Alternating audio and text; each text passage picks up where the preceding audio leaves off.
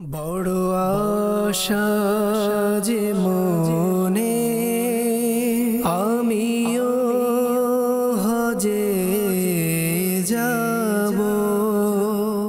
আলহামদুলিল্লাহি রাব্বিল আলামিন আসসালাতু ওয়াসসালামু আলা সাইয়্যিদিল মুরসালিন আম্মা বা'দু ফাউযু বিল্লাহি মিনাশ শাইতানির রাজীম বিসমিল্লাহির রহমানির রহিম আসসালাতু ওয়াসসালামু আলাইকা ইয়া রাসূলুল্লাহ ওয়া আলা আলিকা ওয়া আসহাবিকা ইয়া হাবিবাল্লাহ আসসালাতু ওয়াসসালামু আলাইকা ইয়া নবিয়াল্লাহ ওয়া আলা আলিকা ওয়া আসহাবিকা ইয়া নূরাল্লাহ। মাদানী চ্যানেলের দর্শক শ্রোতা, আলহামদুলিল্লাহ জিলহজ মাসের এই মোবারক দিনে মোবারক সময়ে আরো একবার উপস্থিত হয়েছি সম্মান ও ভালোবাসার পথে অনুষ্ঠান নিয়ে। যে যেখান থেকে আমাদের অনুষ্ঠান দেখছেন, দূরে কিংবা কাছে, দেশে কিংবা প্রবাসে, সকল দর্শকে জানাই আন্তরিক মোবারকবাদ। আল্লাহ তাবারক ওয়া তাআলার অনেক বড় দয়া, অনেক বড় ইহসান, জিলহজের আরো একটি দিন আমরা পেয়েছি, আরো একটি প্রোগ্রামে বসেছি। নতুন কিছু আলোচনা হবে, নতুন কিছু কথা শুনবো আমরা। চেষ্টা করব, নিয়ত করে নিয়ে এর উপরে আমলও করবো ইনশাআল্লাহ তাআলা। দর্শক, আজকের প্রোগ্রামেও হামদে বাড়ি তাআলা, নাতে রসুলে মকবুল সাল্লাল্লাহু তাআলা আলাইহি ওয়াসাল্লাম এর পাশাপাশি একটি বিষয় নিয়েছি আলোচনা করার জন্য, নেকির দাওয়াত দেওয়ার জন্য। কি বিষয় নিয়ে আলোচনা করছি তাও আপনাদেরকে জানাবো। আর অনুষ্ঠানে থাকছে আপনাদের কল আর SMS। নবী রাহমাত শাফি উম্মাত সাল্লাল্লাহু তাআলা আলাইহি ওয়াসাল্লামের আলিশান ফরমান, যে ব্যক্তি সকালে এবং সন্ধ্যায় আমার উপর তিনবার করে দুরূদ শরীফ পাঠ করবে, আল্লাহ তাবারক ওয়া তাআলা ওই ব্যক্তির ওই দিন ও রাতের গুনাহকে ক্ষমা করে দিবেন। সাল্লু আলাল হাবিব সাল্লাল্লাহু তাআলা আলা মুহাম্মদ সাল্লাল্লাহু তাআলা আলাইহি ওয়াসাল্লাম। দর্শক শ্রোতা, চমৎকার এক বিষয় নিয়েছি আলোচনা করার জন্য। আজকের এ বিষয় প্রত্যেক মুসলমানের সাথে সম্পর্ক রাখে। প্রত্যেক মুসলমানের জানা, এই বিষয়ে জ্ঞান অর্জন করা এবং সঠিক কথাগুলো জানা খুবই দরকার, খুবই জরুরি। যদি আজকের যে বিষয় নিয়েছি এ নিয়ে যদি ইলম না থাকে আমাদের, বা জ্ঞান অর্জন না করি, হয়তোবা জীবনে যে কোনো এক জায়গাতে গিয়ে যে কোনো এক সময় এসে আমরা ধোঁকা খাওয়ার সম্ভাবনা রয়েছে, সেটা ঈমান এবং নিজের আখিরাত বরবাদ হওয়ার মতো। মনে রাখতে হবে, আল্লাহ তাবারক ওয়া তাআলা প্রত্যেকটা বিষয়ের, প্রত্যেকটা জিনিসের নিজ নিজ জায়গা থেকে সম্মান দান করেছে। মানুষের মধ্যে যদি দেখি আমরা, যে যার চেয়ে বেশি সিনিয়র তাকে সম্মান করার কথা বলা হয়েছে, আদব করার কথা বলা হয়েছে। এরপরে যদি আপনি দেখেন কোরআন ও হাদিসের দিক থেকে, কোরআনকে আল্লাহ তাবারক ওয়া তাআলা সম্মান ও আদব করার কথা বলেছেন। হাদিসে পাককে ওলামায়ে কেরাম কিভাবে সম্মান ও আদবের কথা বলেছেন। তেমনি ভাবে সাদা দাড়ি বা সাদা চুল যাদের, অর্থাৎ যারা যারা বয়সে সিনিয়র, তাদেরকে সম্মান করার কথা বলা হয়েছে। আল্লাহ তাআলার নেককার বান্দা যারা, তাদের সম্মান করার কথা বলা হয়েছে। সাহাবা একরাম আলাইহিমুর রিদওয়ানকে আলাদাভাবে সম্মানের কথা এসেছে। নবী পয়গম্বর যারা রয়েছেন তাদের আলাদাভাবে সম্মানের কথা এসেছে। এই সকল সকল বিষয়ের ঊর্ধ্বে, এই সকল আদবের ঊর্ধ্বে, সম্মানের ঊর্ধ্বে হলো প্রিয় নবী রসুল আরবি হুজুরপুর নূর সাল্লাল্লাহু আলাইহি সাল্লামের সম্মান। আর উম্মাত হয়ে আমার নবী সাল্লাল্লাহু তাআলা আলাইহি ওয়াসাল্লামের কতটুকু সম্মান আমরা করব, আর কিভাবে সম্মান করব, আর কতটুকু সম্মান করার কথা হাদিসে পাকের মধ্যে, কোরআনে পাকের মধ্যে এসেছে, তাও আমাদের জানা উচিত। একজন উম্মাত হিসাবে আমি আমার নবীকে কিভাবে সম্মান করতে পারি, কতটুকু সম্মান করতে পারি, কোন লেভেলে সম্মান করতে পারি, হ্যাঁ, এটা আমার জানা দরকার। সমাজের মধ্যে আজকাল এইসব বিষয় নিয়ে অনেক ধরনের কথা প্রচলিত রয়েছে, বিশেষ করে নবী করিম সাল্লাল্লাহু আলাইহি সাল্লামের সম্মানের ব্যাপারটা নিয়ে। তবে আজ আল্লাহ চাই ইনশাআল্লাহ তাবারক ওয়া তাআলা মোবাল্লিগে দাওয়াত ইসলামী থেকে এই বিষয় নিয়ে আলোচনা করব, শুনবো। আর যেহেতু এই মোবারক মাস জিলহজ মাস, আর এই মাসে অসংখ্য মানুষ, অসংখ্য মুসলমান হজের পরেই নবী করিম সাল্লাল্লাহু তাআলা আলাইহি ওয়াসাল্লামের মোবারক রওজায় জিয়ারতের জন্য যান। সেখানেও আদব রক্ষা করতে হবে, সম্মান দিতে হবে। তাই আলোচনা এভাবেই আমাদের শুনতে হবে, যেন আমরা মনোযোগ দিয়ে শুনি এবং কিছু অর্জন করতেও পারি। আজকের বিষয় দর্শক শ্রোতা, প্রিয় নবী সাল্লাল্লাহু তাআলা আলাইহি ওয়াসাল্লামের সম্মান। আলোচনায় যাওয়ার পূর্বে চাচা সাব্বির মাদানী ভাই আমাদের সাথে আছেন, একটি হামদে বাড়ি তাআলা আগে আমরা শুনি, এরপরে আলোচনা করার জন্য সোহেল বুখারী মাদানী হুজুর আছেন এবং ইহসান কাদরি ভাই আমাদের সাথে আছেন। তাদের থেকে গুরুত্বপূর্ণ কিছু কথা আজকের অনুষ্ঠানে আমরা শুনবো ইনশাআল্লাহ তাআলা। জি সাব্বির ভাই, একটি হামদে বাড়ি তাআলা শোনান আমাদের। সাল্লাল্লাহু তাআলা আলা মুহাম্মদ সাল্লাল্লাহু তাআলা আলাইহি ওয়াসাল্লাম। अल्लाहुम्मा सल्ली अला सय्यिदिना व मौलाना मुहम्मदिन। अल्लाहुम्मा सल्ली अला सय्यिदिना व मौलाना मुहम्मदिन। पढ़ते अगर दुरूद तुम मिलता साब है, पढ़ते अगर दुरूद तुम मिलता साब है, भेजे अगर सलाम तुम भेजे अगर सलाम तुम आता जवाब है। अल्लाहुम्मा सल्ली अला सय्यिदिना व मौलाना मुहम्मदिन। प्यारे नबी की ज़ात पर रब का दुरूद हो, प्यारे नबी की ज़ात पर मीठे नबी की ज़ात पर रब का दुरूद हो। सुल्तान दो जहां पर, सुल्तान दो जहां पर सबका दुरूद हो। अल्लाहुम्मा सल्ली अला सय्यिदिना व मौलाना मुहम्मदिन। या रब्बना इरहम लना,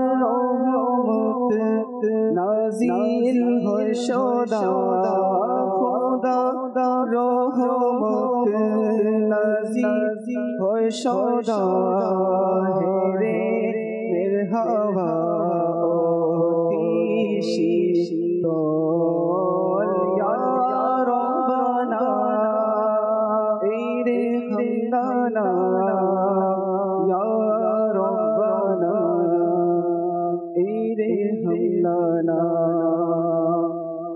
ملتزم زمزমের কুয়া মুলতাজাম জমজমের কুয়া বাবু মিজা হজরে আসওয়াদ বাবে মিজা হজরে আসওয়াদ খোদার রহমত নাজিল হয় সদা ইয়া রব্বানা ইরহাম লানা ইয়া রব্বানা ইরহাম লানা হাজিগণ করেছে তাওয়াফ যেতা হাজিগণ করেছে তাওয়াফ যেতা খোদার রহমত নাজিল হয় সেথা খোদার রহমত নাজিল হয় সেথা অতি শীতল হেরে মের হাওয়া রব্বানা আল্লাহ ইরহাম লানা ইয়া রব্বানা ইরহাম লানা ইয়া রব্বানা ইরহাম লানা খুদা দানুরে মদিনার বেদনা খুদা দানুরে মদিনার বেদনা প্রিয় নবী বিরহের উসিলা বিরহের উসিলা অতি শীতল রে মের হাওয়া ইয়া রব্বানা ইরহাম লানা ইয়া রব্বানা ইরহাম লানা আল্লাহ ইয়া রব্বানা ইরহাম লানা ইয়া রব্বানা ইগফির লানা। তাবারক ওয়া তাআলার প্রশংসা, কাবা শরীফের কিছু জিকির, কিছু কথা এই হামদে বারি তাআলার মধ্যে আমরা শুনলাম। আল্লাহ পাক সেই হেরেমের শীতল হাওয়া গায়ে লাগানো, সেই হেরেমের শীতল হাওয়ায় বসে রবের ঘর কাবা শরীফকে দেখার, সেই শীতল হাওয়ায় বসে আল্লাহ তাআলার জিকির করার, সেই শীতল হাওয়ায় বসে কোরআনে পাকের তেলাওয়াত করার, জিকির করার, দুরুদ ও সালাম পাঠ করার সেই তৌফিক আল্লাহ আমাদেরকে দান করুক। দর্শক শ্রোতা, আজকের যে বিষয় আমরা নিয়েছি, প্রিয় নবী সাল্লাল্লাহু তাআলা আলাইহি ওয়াসাল্লামের সম্মান। মোবাল্লিগে দাওয়াত ইসলামী আমাদের সাথে আছেন, এহসান কাদরি ভাইও আছেন, সোহেল মাদানী ভাইও আছেন। শুরু করতে চাচ্ছিলাম এহসান কাদরি ভাই থেকে। যদি শুরুতেই কিছু আলোচনা, কিছু কথা আমাদেরকে শেয়ার করতেন আজকের বিষয় নিয়ে, হুজুর সাল্লাল্লাহু আলাইহি সাল্লামের সম্মান। আলহামদুলিল্লাহ রাব্বিল আলামিন ওয়াসসালাতু ওয়াসসালামু আলা সাইয়্যিদিল মুরসালিন। অনেক অনেক শুভেচ্ছা আপনাকে, শুকরিয়া আদায় করছি আল্লাহ পাকের যে জিলহজ মাসের যে ট্রান্সমিশন জি এর মধ্যে আল্লাহ পাক নেকির দাওয়াত দেওয়ার যে সুযোগ করে দিয়েছে, শুরুতেই শুকরিয়া আদায় করছি। আর এতগুলো ট্রান্সমিশনগুলির মধ্যে আজকে যে বিষয় রাখা হয়েছে আমি দেখলাম জাকির ভাই, যে নবী পাক সাল্লাল্লাহু আলাইহি ওয়াসাল্লামের আদবে মুস্তাফা সাল্লাল্লাহু আলাইহি ওয়াসাল্লাম। তো এত সুন্দর একটি বিষয়। আর আমি বলবো যে সকল বিষয়ের মূল আমি যদি বলি, সকল ইবাদতের মূল আমি যদি বলি, সবকিছুর মূল কিন্তু এখানেই রয়েছে, আজকের বিষয়ের মধ্যেই রয়েছে। কারণ যার অন্তরের মধ্যে নবী পাক সাল্লাল্লাহু আলাইহি ওয়াসাল্লামের আদব নেই, তার ঈমান নেই। আর যার ঈমান নেই তার আমলের কোনো দাম নেই, এটা আমরা সবাই জানি। তো এই বিষয়টা আপনি রেখেছেন, আল্লাহ চায় তো ইনশাল্লাহ দর্শকদের উদ্দেশ্যে অথবা নবী পাক সাল্লাল্লাহু আলাইহি সাল্লামের আদবের বিষয়টা কতটা জরুরি, এবং আমরা যে মুসলিম হয়েছি, তো মুসলমান হওয়ার পরে সর্বদা যেই বিষয়টার ইলম অর্জন করা আমাদের জরুরি, তার মধ্যে একটা হচ্ছে ইম্পর্টেন্ট সাবজেক্টটা হচ্ছে নবী পাকের আদব নিয়ে, আদব সম্মান নিয়ে, নবী পাকের ভালোবাসা নিয়ে। Right right. কারণ আমি ইবাদত শিখলাম কিভাবে নামাজ আদায় করতে হবে, আমি রোজার মাসআলাগুলি শিখলাম কিভাবে আমার রোজাটা পালন করতে হবে, আমি হজ করলাম, সম্পদশালী হলাম, যাকাত আদায় করলাম, আমি সব কিছুই করলাম, কিন্তু এই সকল কিছুর মধ্যে আমার অন্তরের মধ্যে যে মেইন বিষয়টা, যে নবী পাকের ভালোবাসা, নবী পাকের আদব, সেই জিনিসটা যদি না থাকে, আমার হজ করা, এই যে হজের মাস চলছে আলহামদুলিল্লাহ, এখন হাজিরা চলে গেছে, অনেকে তাওয়াফ করছে, অথবা নবী পাক সাল্লাল্লাহু আলাইহি সাল্লামের দরবারের মধ্যে হাজিরি হবে অসংখ্য হাজিরা, কিন্তু যারা হাজিরা গেছে, তো ওই দরবারটা কেমন দরবার, ওই দরবারের আদব কেমন, এটা সবার আগে আমাদেরকে জানতে হবে। সেই জ্ঞান নিয়ে এরপর আমি যাব হজ করার জন্য, সেই জ্ঞান নিয়ে আমি যাব নবী পাকের দরবারের মধ্যে। একটি বিষয় শুরুতেই বলবো যে এই দুনিয়াতে যত রাজা বাদশাহ আমরা দেখি, এই রাজা বাদশাহদের যেই তাদের দরবার, এই দরবারে কারা প্রবেশ করবে, কিভাবে প্রবেশ করবে, ওই দরবারে যাওয়ার আদব কি রয়েছে, ওই দরবারে যে কিভাবে দাঁড়াতে হবে, সেই দরবারে যে কিভাবে সালাম করতে হবে, সেই দরবারে যে কিভাবে কথা বলতে হবে, এই সকল আইন কানুন নিয়ম বিধিবিধান ওই দরবারের রাজা তারাই পালন করে থাকে, অর্থাৎ দুনিয়াবী রাজা বাদশারাই তারা নিয়ম কানুন পালন করে থাকে এবং তারাই নিয়মটা ক্রিয়েট করে থাকে। রাইট। এবং ওই নিয়ম কানুন মেনে যারা চলবে, সেই দরবারের মধ্যে হাজির হবে, উপস্থিত হবে, তাদের প্রতি ওই দরবারের রাজা খুশি হবে, সন্তুষ্ট প্রকাশ করবে। যারা ওই নিয়মের ব্যতিক্রম চলবে, তাদের প্রতি ওই রাজা অসন্তুষ্টি প্রকাশ করবে, হয়তো তাকে রাজত্ব থেকে বের করে দিবে, না হয়তো তার দায়িত্ব থেকে তাকে অব্যাহতি দিয়ে দেবে, তাকে প্রহার করতে পারে, শাসন করতে পারে। কিন্তু এই সকল বিষয়ে ওই দরবারের, বা কোনো দেশের যদি বলি, কোনো প্রেসিডেন্ট, কোনো প্রধানমন্ত্রী, যেই হোক না কেন, ওই সকল দরবারের একটা নিয়ম তারা কিন্তু পালন করে থাকে, নীতিমালা তাদের রয়েছে। আচ্ছা, এই নীতিমালাগুলি শুধুমাত্র মানুষদের জন্য, জাকির ভাই, আপনি যদি বলেন এই নীতিমালাগুলি জিন জাতির জন্য পালন করতে হবে, এটা আসলে অহেতুক একটি বিষয়। যদি বলেন এই নীতিমালাগুলো কোনো প্রাণী, পশু পাখির জন্য, এটাও অহেতুক একটি বিষয়, তা কোনো গ্রহণযোগ্যতা রাখে না এই নীতিমালার। কিন্তু আল্লাহ পাকের এই আসমানের নিচে এমন একটি দরবার, জাকির ভাই, রয়েছে, যেই দরবারে কিভাবে যেতে হবে, যেই দরবারে যাওয়ার হুকুম কি, ওই দরবারে যে কিভাবে কথা বলতে হবে, ওই দরবারে আদব কি রয়েছে, এগুলোর জন্য স্বয়ং আল্লাহ তাআলা নীতিমালা আমাদেরকে দিয়ে দিয়েছেন কুরআনুল কারীমের মধ্যে, যে ওই দরবারে কিভাবে যেতে হবে, ওই দরবারে যাওয়ার সালাম কি, ওই দরবারে যাওয়ার প্রিপারেশন কি, আমি কিভাবে যাব, কোন পোশাক পরে যাব, অন্তরে কি অন্তর প্রকাশ নিয়ে আমি সেখানে যাব, কোন মুখ নিয়ে সেখানে যাব, এই সকল বিধিবিধান ওই দরবারে, এমন একটি দরবার, আমরা সেই দরবারের দিকে আসবো যে ওই দরবারটি কোন দরবার।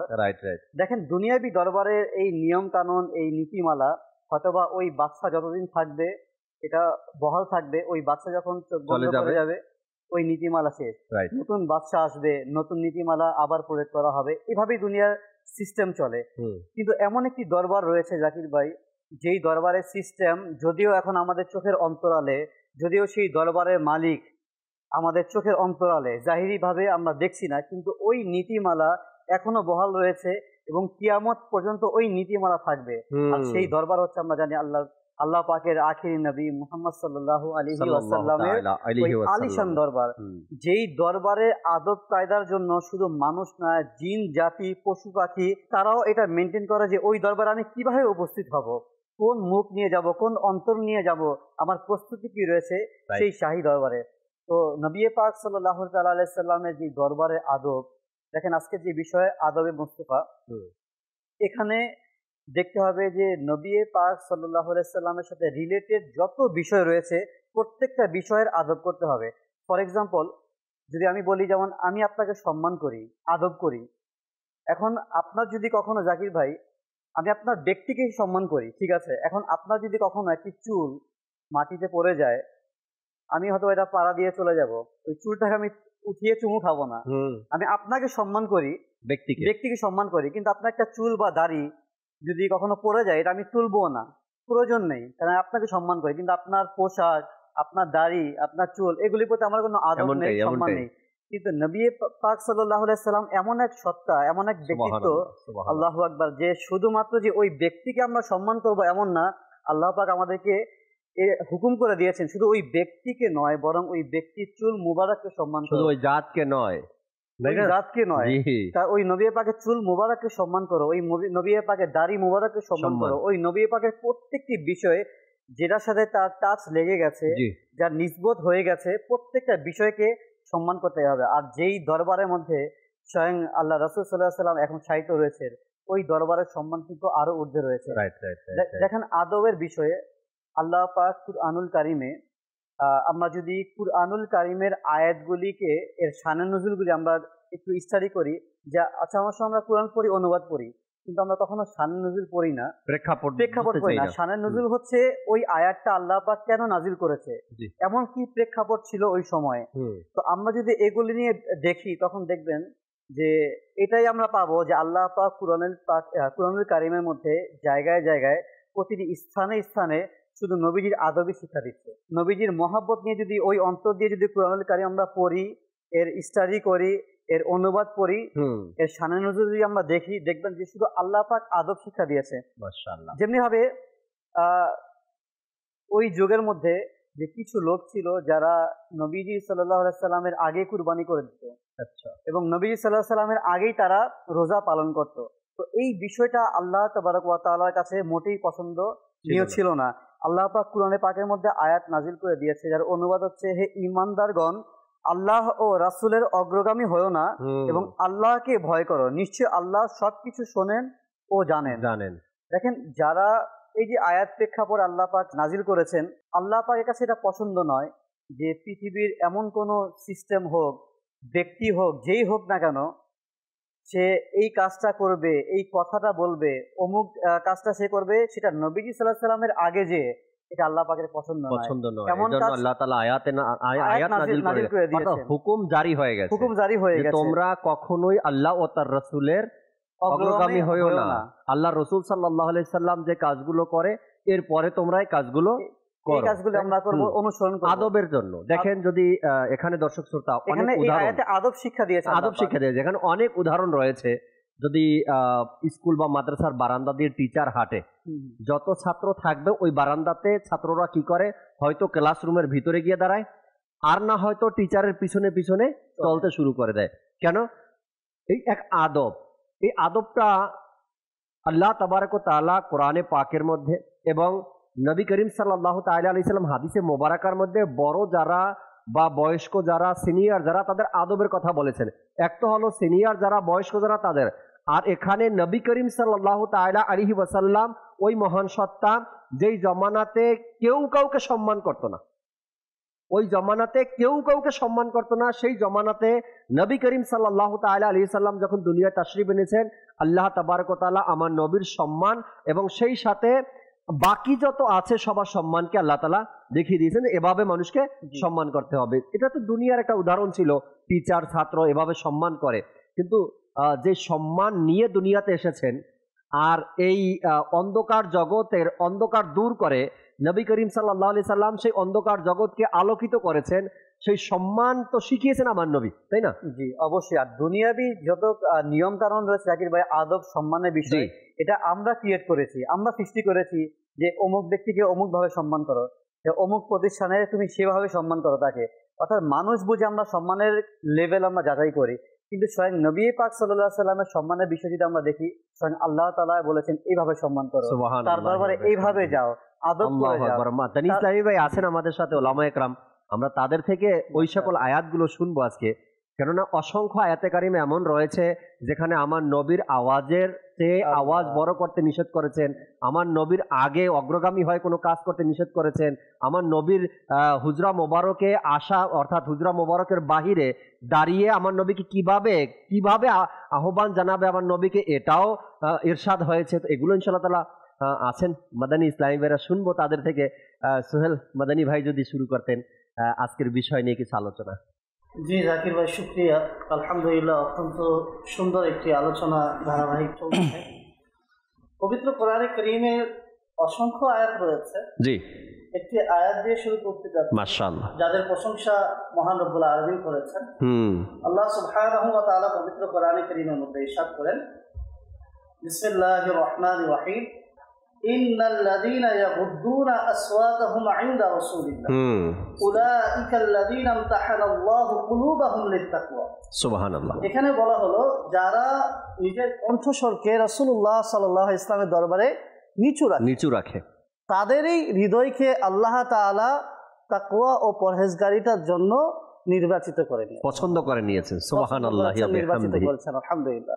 এইভাবে যারা রাসূলুল্লাহ সাল্লাল্লাহু আলাইহি ইসলামের দরবারে আওয়াজ উঁচু করতেন কিংবা আদব জানতেন না, তাদের ব্যাপারে আল্লাহ সুবহানাহু ওয়া তাআলা তিরস্কারও করেছেন। যেমন আল্লাহ সুবহানাহু ওয়া তাআলা পবিত্র কোরআনে ইরশাদ করেছেন, ইন্নাল্লাযীনা ইউনাদুনাকা মিন ওয়ারাইল হুজুরাত আকসারুহুম লা ইয়াকিলুন, যে যারা আপনাকে আপনার ঘরের পিছন থেকে আহ্বান করে তাদের মধ্যে অধিকাংশই অবুঝ, নির্বোধ। এইভাবে আমরা যদি চারজন সাহাবী, যারা বড় সাহাবী রয়েছে, হযরত আবু বকর সিদ্দিক ইসলামের প্রথম খলিফা, ইসলামের দ্বিতীয় খলিফা ফারুক আযম, উসমান গনি রাদিয়াল্লাহু তাআলা, আলী রাদিয়াল্লাহু তাআলা, ইনাদের চারটি প্রসিদ্ধ ঘটনা রয়েছে। সুবহানাল্লাহ। যদি আমরা এগুলো লক্ষ্য করি, আদব কাকে বলে, কেমন হয়, রাসূলুল্লাহ সাল্লাল্লাহু আলাইহি ওয়াসাল্লামের দরবারটি কেমন, সেগুলো উপস্থাপিত হয়ে গেল। আলহামদুলিল্লাহ। বুখারী শরীফের মধ্যে হযরত সাহাল ইবনে সাআদী রাদিয়াল্লাহু তাআলা আনহু থেকে বর্ণিত হাদিস, একবার নবী করিম সাল্লাল্লাহু আলাইহি ওয়াসাল্লাম বনু আমর গোত্রের মধ্যে দুটি দলের বিচার করছিলেন বা ফয়সালা করছিলেন। সেই সময় নামাজের সময় হয়ে গেল। এখন মসজিদে নববীর যিনি মুয়াজ্জিন ছিলেন, তিনি হযরত আবু বকর সিদ্দিক রাদিয়াল্লাহু তাআলা আনহুর দরবারে উপস্থিত হলেন। অনুমতি চাইলেন। অনুমতি পাওয়ার পরে ইকামতের তিনি ইকামত দিলেন। ইকামত দেওয়ার পরে হযরত আবু বকর সিদ্দিক রাদিয়াল্লাহু তাআলা আনহু ইমামতি শুরু করলেন। ইমামতি চলমান অবস্থায় রাসূলুল্লাহ সাল্লাল্লাহু আলাইহি ওয়াসাল্লামের আগমন ঘটল। পিছনে যারা মুসল্লি ছিলেন তারা বুঝতে পারলেন, তাদের কেউ স্থির থাকতে পারছে না, রাসূলুল্লাহ সাল্লাল্লাহু আলাইহি ওয়াসাল্লাম এখন আগমন করেছেন, এখন ইমামতি করবে কে?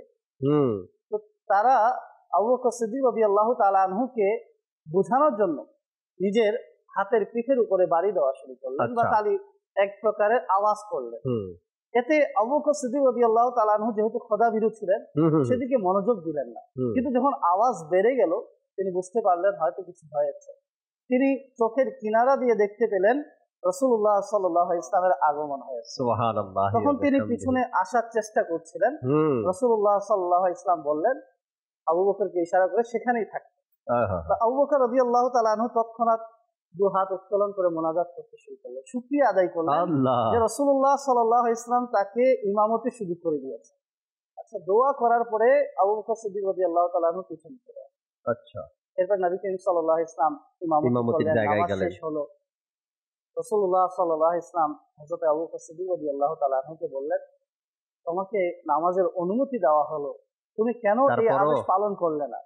তখন হযরত আবু বকর সিদ্দিক রাদিয়াল্লাহু তাআলা আনহু বলে উঠলেন, আবু কুহাফার পুত্রের এই যোগ্যতা নেই যে আপনার রাসূলুল্লাহ সাল্লাল্লাহু আলাইহি ওয়াসাল্লামের দরবারে ইমামতি করার যোগ্যতা কারো থাকতে পারে না। এটাই প্রমাণ করলেন হযরত আবু বকর সিদ্দিক রাদিয়াল্লাহু তাআলা আনহু। এইভাবে যদি ওমর ফারুক রাদিয়াল্লাহু তাআলা আনহুর দিকে আমরা আসি, কানজুল উম্মালের মধ্যে হাদিস বর্ণিত রয়েছে, মদিনা শরীফের একজন ব্যক্তির নাম ছিল মুহাম্মদ। তো হযরত ওমর রাদিয়াল্লাহু তাআলা আনহু এক পথ দিয়ে গমন করলেন। এমত অবস্থায় কিছু সংখ্যক লোক ওই মুহাম্মদ নামক ব্যক্তিকে মন্দ শব্দ দ্বারা বিভিন্ন গালাগালি করতেছিল। হযরত ওমর রাদিয়াল্লাহু তাআলা আনহু এটা শুনে আর স্থির থাকতে পারলেন না।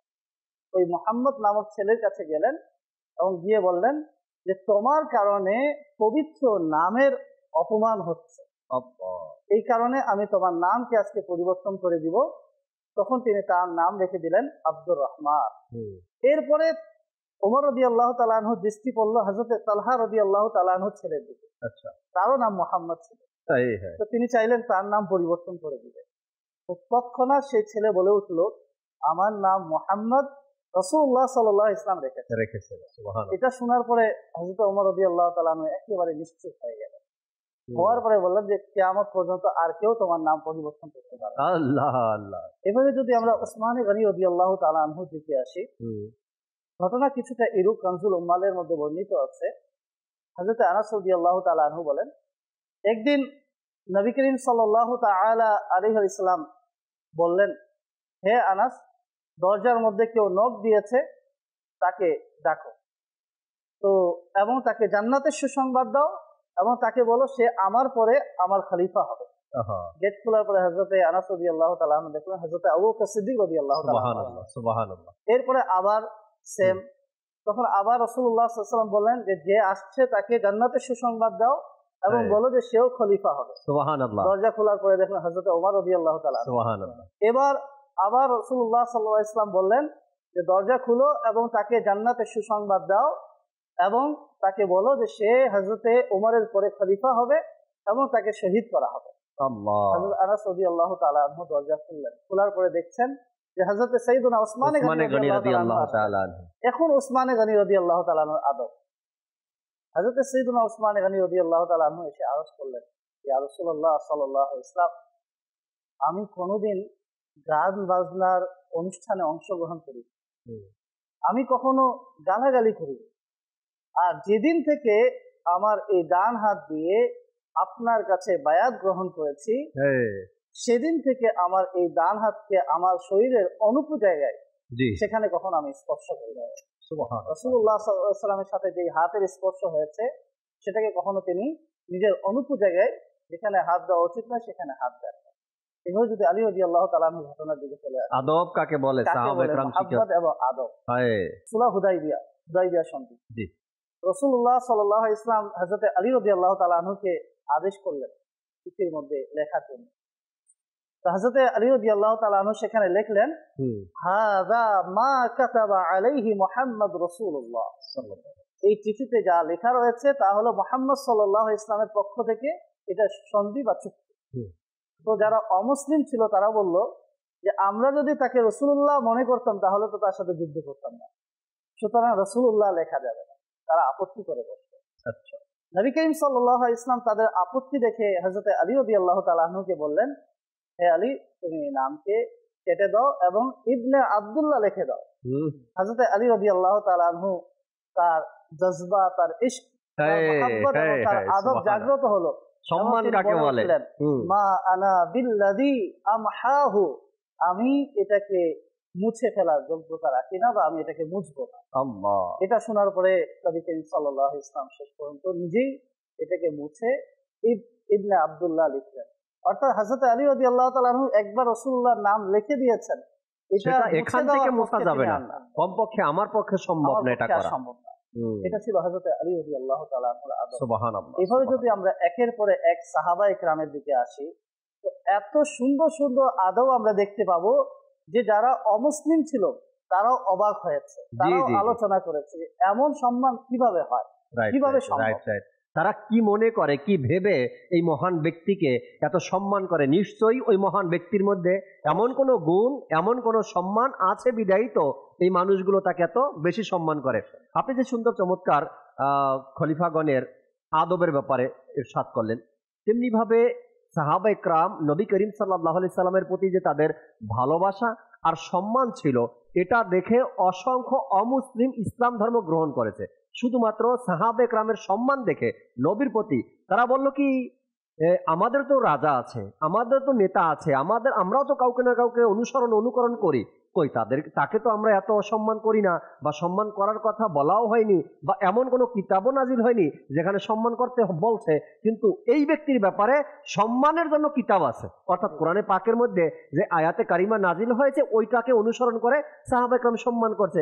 এই ক্ষেত্রে অসংখ্য অমুসলিমরা ইসলাম ধর্ম গ্রহণ করেছে শুধু নবী করিম সাল্লাল্লাহু আলাইহি সাল্লামকে সম্মান করতে দেখে। তাদের মাঝে এই আলোচনাও করেছে যে এইরকম নমুনা কখনো দেখা যায়নি। যেমন সূরা হুদাইবিয়া আপনি দেখেন, একজন তাদের অমুসলিমদের একজন দূত পাঠানো হলো, দেখো মুসলিমদের কি অবস্থা।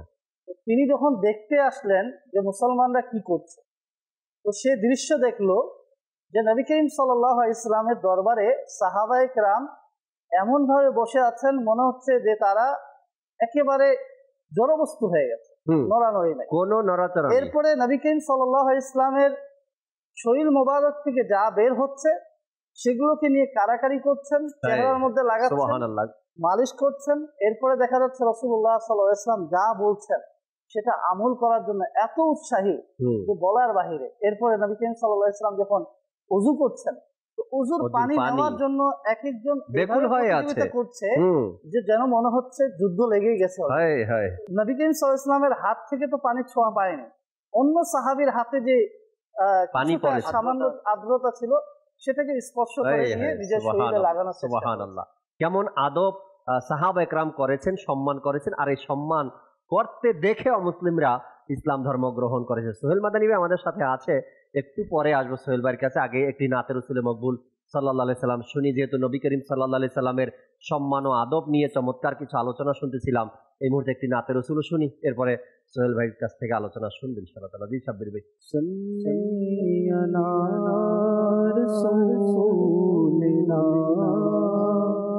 صلی علی محمد صلی علی کریمنا صلی علی محمد আমরা মদিনায় যাব আজ যদি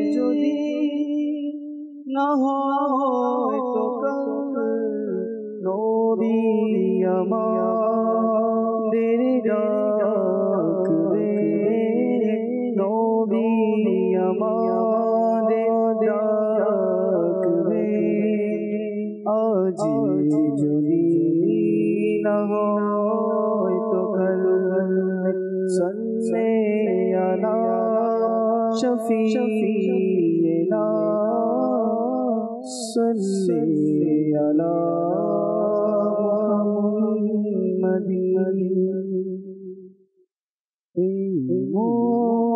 মনদাস আমার যেতে প্রিয় নবীর শহর,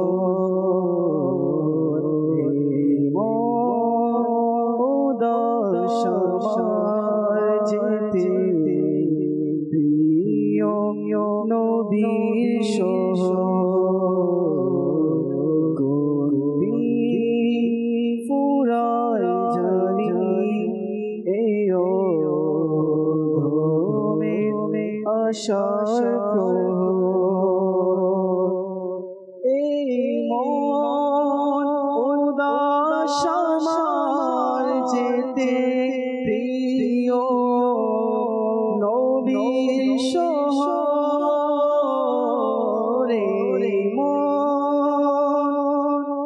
উদাস আমার যেতে প্রিয় নবীর শহর, ফুরায় জানি এই অধমে আশার মুখার মরুভূমি যদি হইতা বালিকোনা, মুখার মরুভূমি যদি হইতা বালিকোনা, চলতে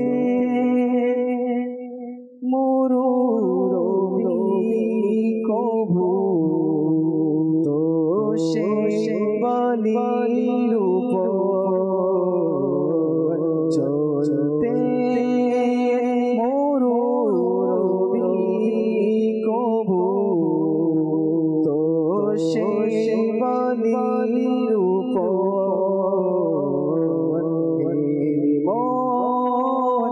উদাস যেতে প্রিয় নবীর শহর, ভাগ্যে তারা যদি কবু চমকে ওঠে আমার, ভাগ্যে তারা যদি কবু চমকে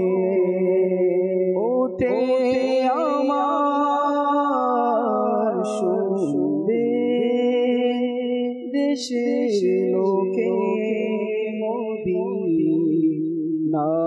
মোর যাওয়ার খবর শুনবে দেশের লোকে মদিনায় মোর যাওয়ার খবর বন্দী হয়ে আছি আমি বাংলার কারাগারে বন্দী হয়ে আছি আমি বাংলার কারাগারে কোন পাবো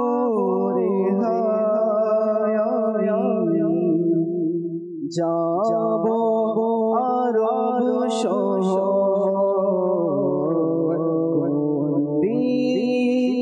পাব রে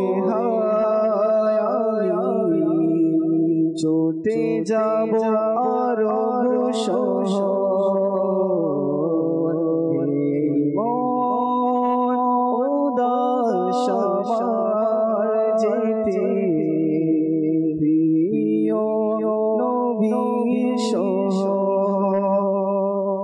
আর চাই যে শত হাজি তোমার দরবার প্রতি বছর চাই যে শত হাজি তোমার দরবার প্রতি বছর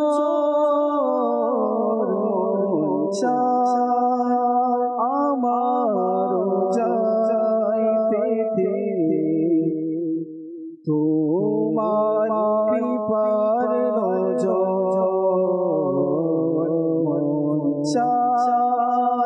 আমার যাই পেতে তোমার কৃপার নজর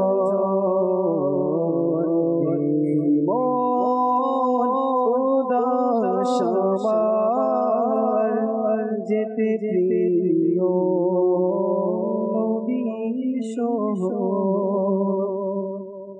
প্রত্যেক আশিকের হৃদয় ব্যাকুল হয়ে থাকে যখন মদিনার আলোচনা হয়, নুরানি রসুলের আলোচনা হয়। এমন ব্যথা নিয়ে অন্তরের মধ্যে দুরুদ ও সালাম পাঠ করতে থাকি, মদিনার কথা বেশি বেশি স্মরণ করতে থাকি, আল্লাহ তাআলার দরবারে দোয়া করতে থাকি, রসুলের দরবারে দোয়া করতে থাকি। আল্লাহ চাই ইনশাআল্লাহ তাআলা একদিন ডাক চলে আসবে। সোহেল ভাই থেকে কিছু আলোচনা শুনি আমরা, এরপরে দর্শক আপনাদের কলগুলো নিব, শুনবো। আল্লাহ চাই ইনশাআল্লাহ। সোহেল ভাই বিষয়ে প্রিয় নবী সাল্লাল্লাহু আলাইহি সাল্লামের প্রতি সম্মান আলোচনা শুনতেছিলেন আপনি। আর বিষয়টা একেবারে মানে সময় উপযোগী, যেহেতু এখন হজের সিজন চলছে। একটা বিষয় আমরা জেনারেল ভাবে যেটা বুঝি যে আদব, যে লোক সম্মানিত হয় তাকে আদব করতে হয়। যে ব্যক্তির সম্মান যত বেশি তার আদব তত বেশি। যেমন দুনিয়াতে আমরা যদি দেখি, আমাদের এলাকার মেম্বার চেয়ারম্যান যদি আমাদের কাছে আসে বা আমরা যদি যাই, তো আমাদের হাতকে আমরা গুটিয়ে নিয়ে একটু সম্মান দিই। আর ওই জায়গায় যদি চেয়ারম্যানের জায়গায় যদি এমপি চলে আসে বা এরপর মন্ত্রী চলে আসে, একটা মানে থাকে যে যখন সম্মানিত কোনো ব্যক্তি আসবে তাদেরকে আমরা সম্মান করি, আদব দেখাই। এখন বুঝতে হবে যে আজকে আমরা যে বিষয় নিয়ে আলোচনা করছি, কোন ব্যক্তিকে নিয়ে, কোন ব্যক্তিত্বকে নিয়ে আলোচনা করছি, এমন সত্তার আলোচনা করছি যার সম্মান দুনিয়ার মধ্যে কোনো ব্যক্তি সম্মানিত করেনি। কোনো ব্যক্তি তার সম্মানকে বাড়ায়নি। তার সম্মান, ওই ব্যক্তির সম্মান, প্রিয় নবী রাসূল আরবি সাল্লাল্লাহু আলাইহি ওয়াসাল্লামের সম্মান স্বয়ং আল্লাহ তাআলা বৃদ্ধি করেছেন, স্বয়ং আল্লাহ তাআলা সম্মান দিয়েছেন। কি আল্লাহ তাআলা কোরআনে কারীমের মধ্যে ইরশাদ করেছেন বিভিন্ন জায়গায়। আমরা যদি কোরআন নিয়ে একটু রিসার্চ করি তাহলে দেখব যে জায়গায় জায়গায়, স্থানে স্থানে, সূরাতে সূরাতে, পাড়ায় পাড়ায় প্রিয় নবী সাল্লাল্লাহু আলাইহি ওয়াসাল্লামের সম্মান, মান, মর্যাদা রয়েছে। আল্লাহ তাআলা তার হাবিব সাল্লাল্লাহু আলাইহি ওয়াসাল্লামের সামনে একটি আয়াতই যথেষ্ট, ওয়া রাফা'না লাকা যিকরা। যে হাবিব সাল্লাল্লাহু আলাইহি ওয়াসাল্লাম আপনার আলোচনাকে সমুন্নত করা হয়েছে, সমুন্নত করেছে। আল্লাহ তাআলা তার হাবিবের শান মান মর্যাদাকে বাড়িয়েছেন।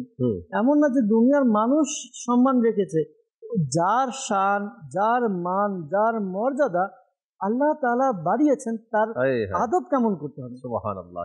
একটা বিষয় আমরা বলে থাকি, এটা একটা প্রবাদ বাক্য, বা আদব বা নসিব, বে আদব বে নসিব।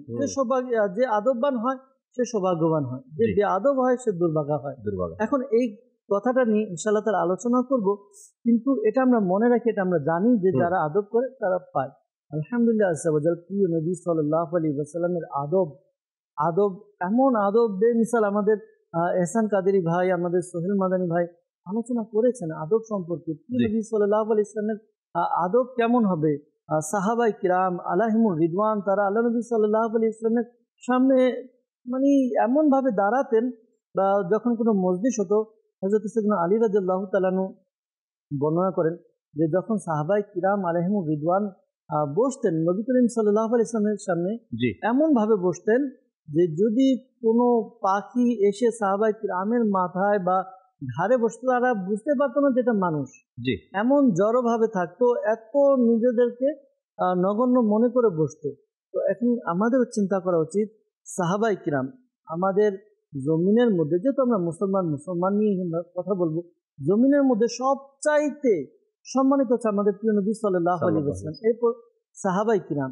ওই সাহাবায়ে কিরাম নবী করিম সাল্লাল্লাহু আলাইহি ওয়াসাল্লামের সম্মানে বা কেমন আদব করতেন, ওই সময় যারা অন্য মুসলিম ছিল তারা নবী করিম সাল্লাল্লাহু আলাইহি ওয়াসাল্লামকে রয়িনা বলতে ডাকতেন।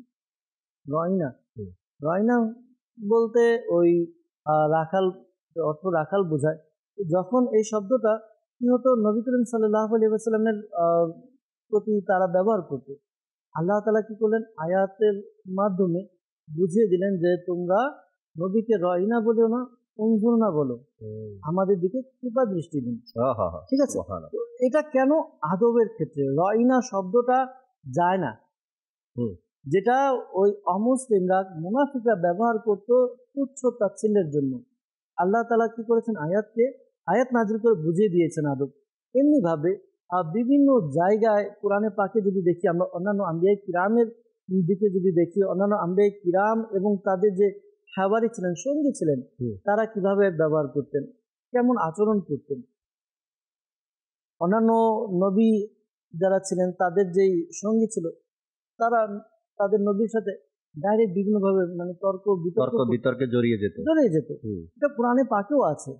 কিন্তু নবী করিম সাল্লাল্লাহু আলাইহি ওয়াসাল্লামের সাথে কিভাবে কথা বলতে হবে, এটা কোরআনে পাক শিক্ষা দিচ্ছে। কোনো জায়গায় অন্যান্য আম্বিয়ায়ে কিরাম এর যারা ছিল, সঙ্গী ছিল, তারা নাম ধরে ডাকতেন। কিন্তু আমাদের ক্ষেত্রে কি এসেছে, আমরা নাম ধরে ডাকবো না, আর বরঞ্চ এটা কোরআনে পাক আমাদেরকে শিক্ষা দিয়েছে। এখানে কোরআনে পাকে কখনো নবীকে এক এক নামে, ইয়া আইয়ুহাল মুদাসসির, মুজাম্মিল, ইয়া আইয়ুহান নবী, এভাবে ইয়া আইয়ুহার রাসূল, অর্থাৎ উপাধি দিয়ে ডেকেছেন, আহ্বান করেছেন। কেন? এইটাও বলেছেন যে তোমরা নবীকে নিজেদের একে অপরের সাথে যেভাবে কথা বলে আহ্বান করিও না। এখন এগুলো কেন বোঝানো হচ্ছে? এগুলো নবী করিম সাল্লাল্লাহু আলাইহি ওয়াসাল্লামের শান বোঝানো হচ্ছে।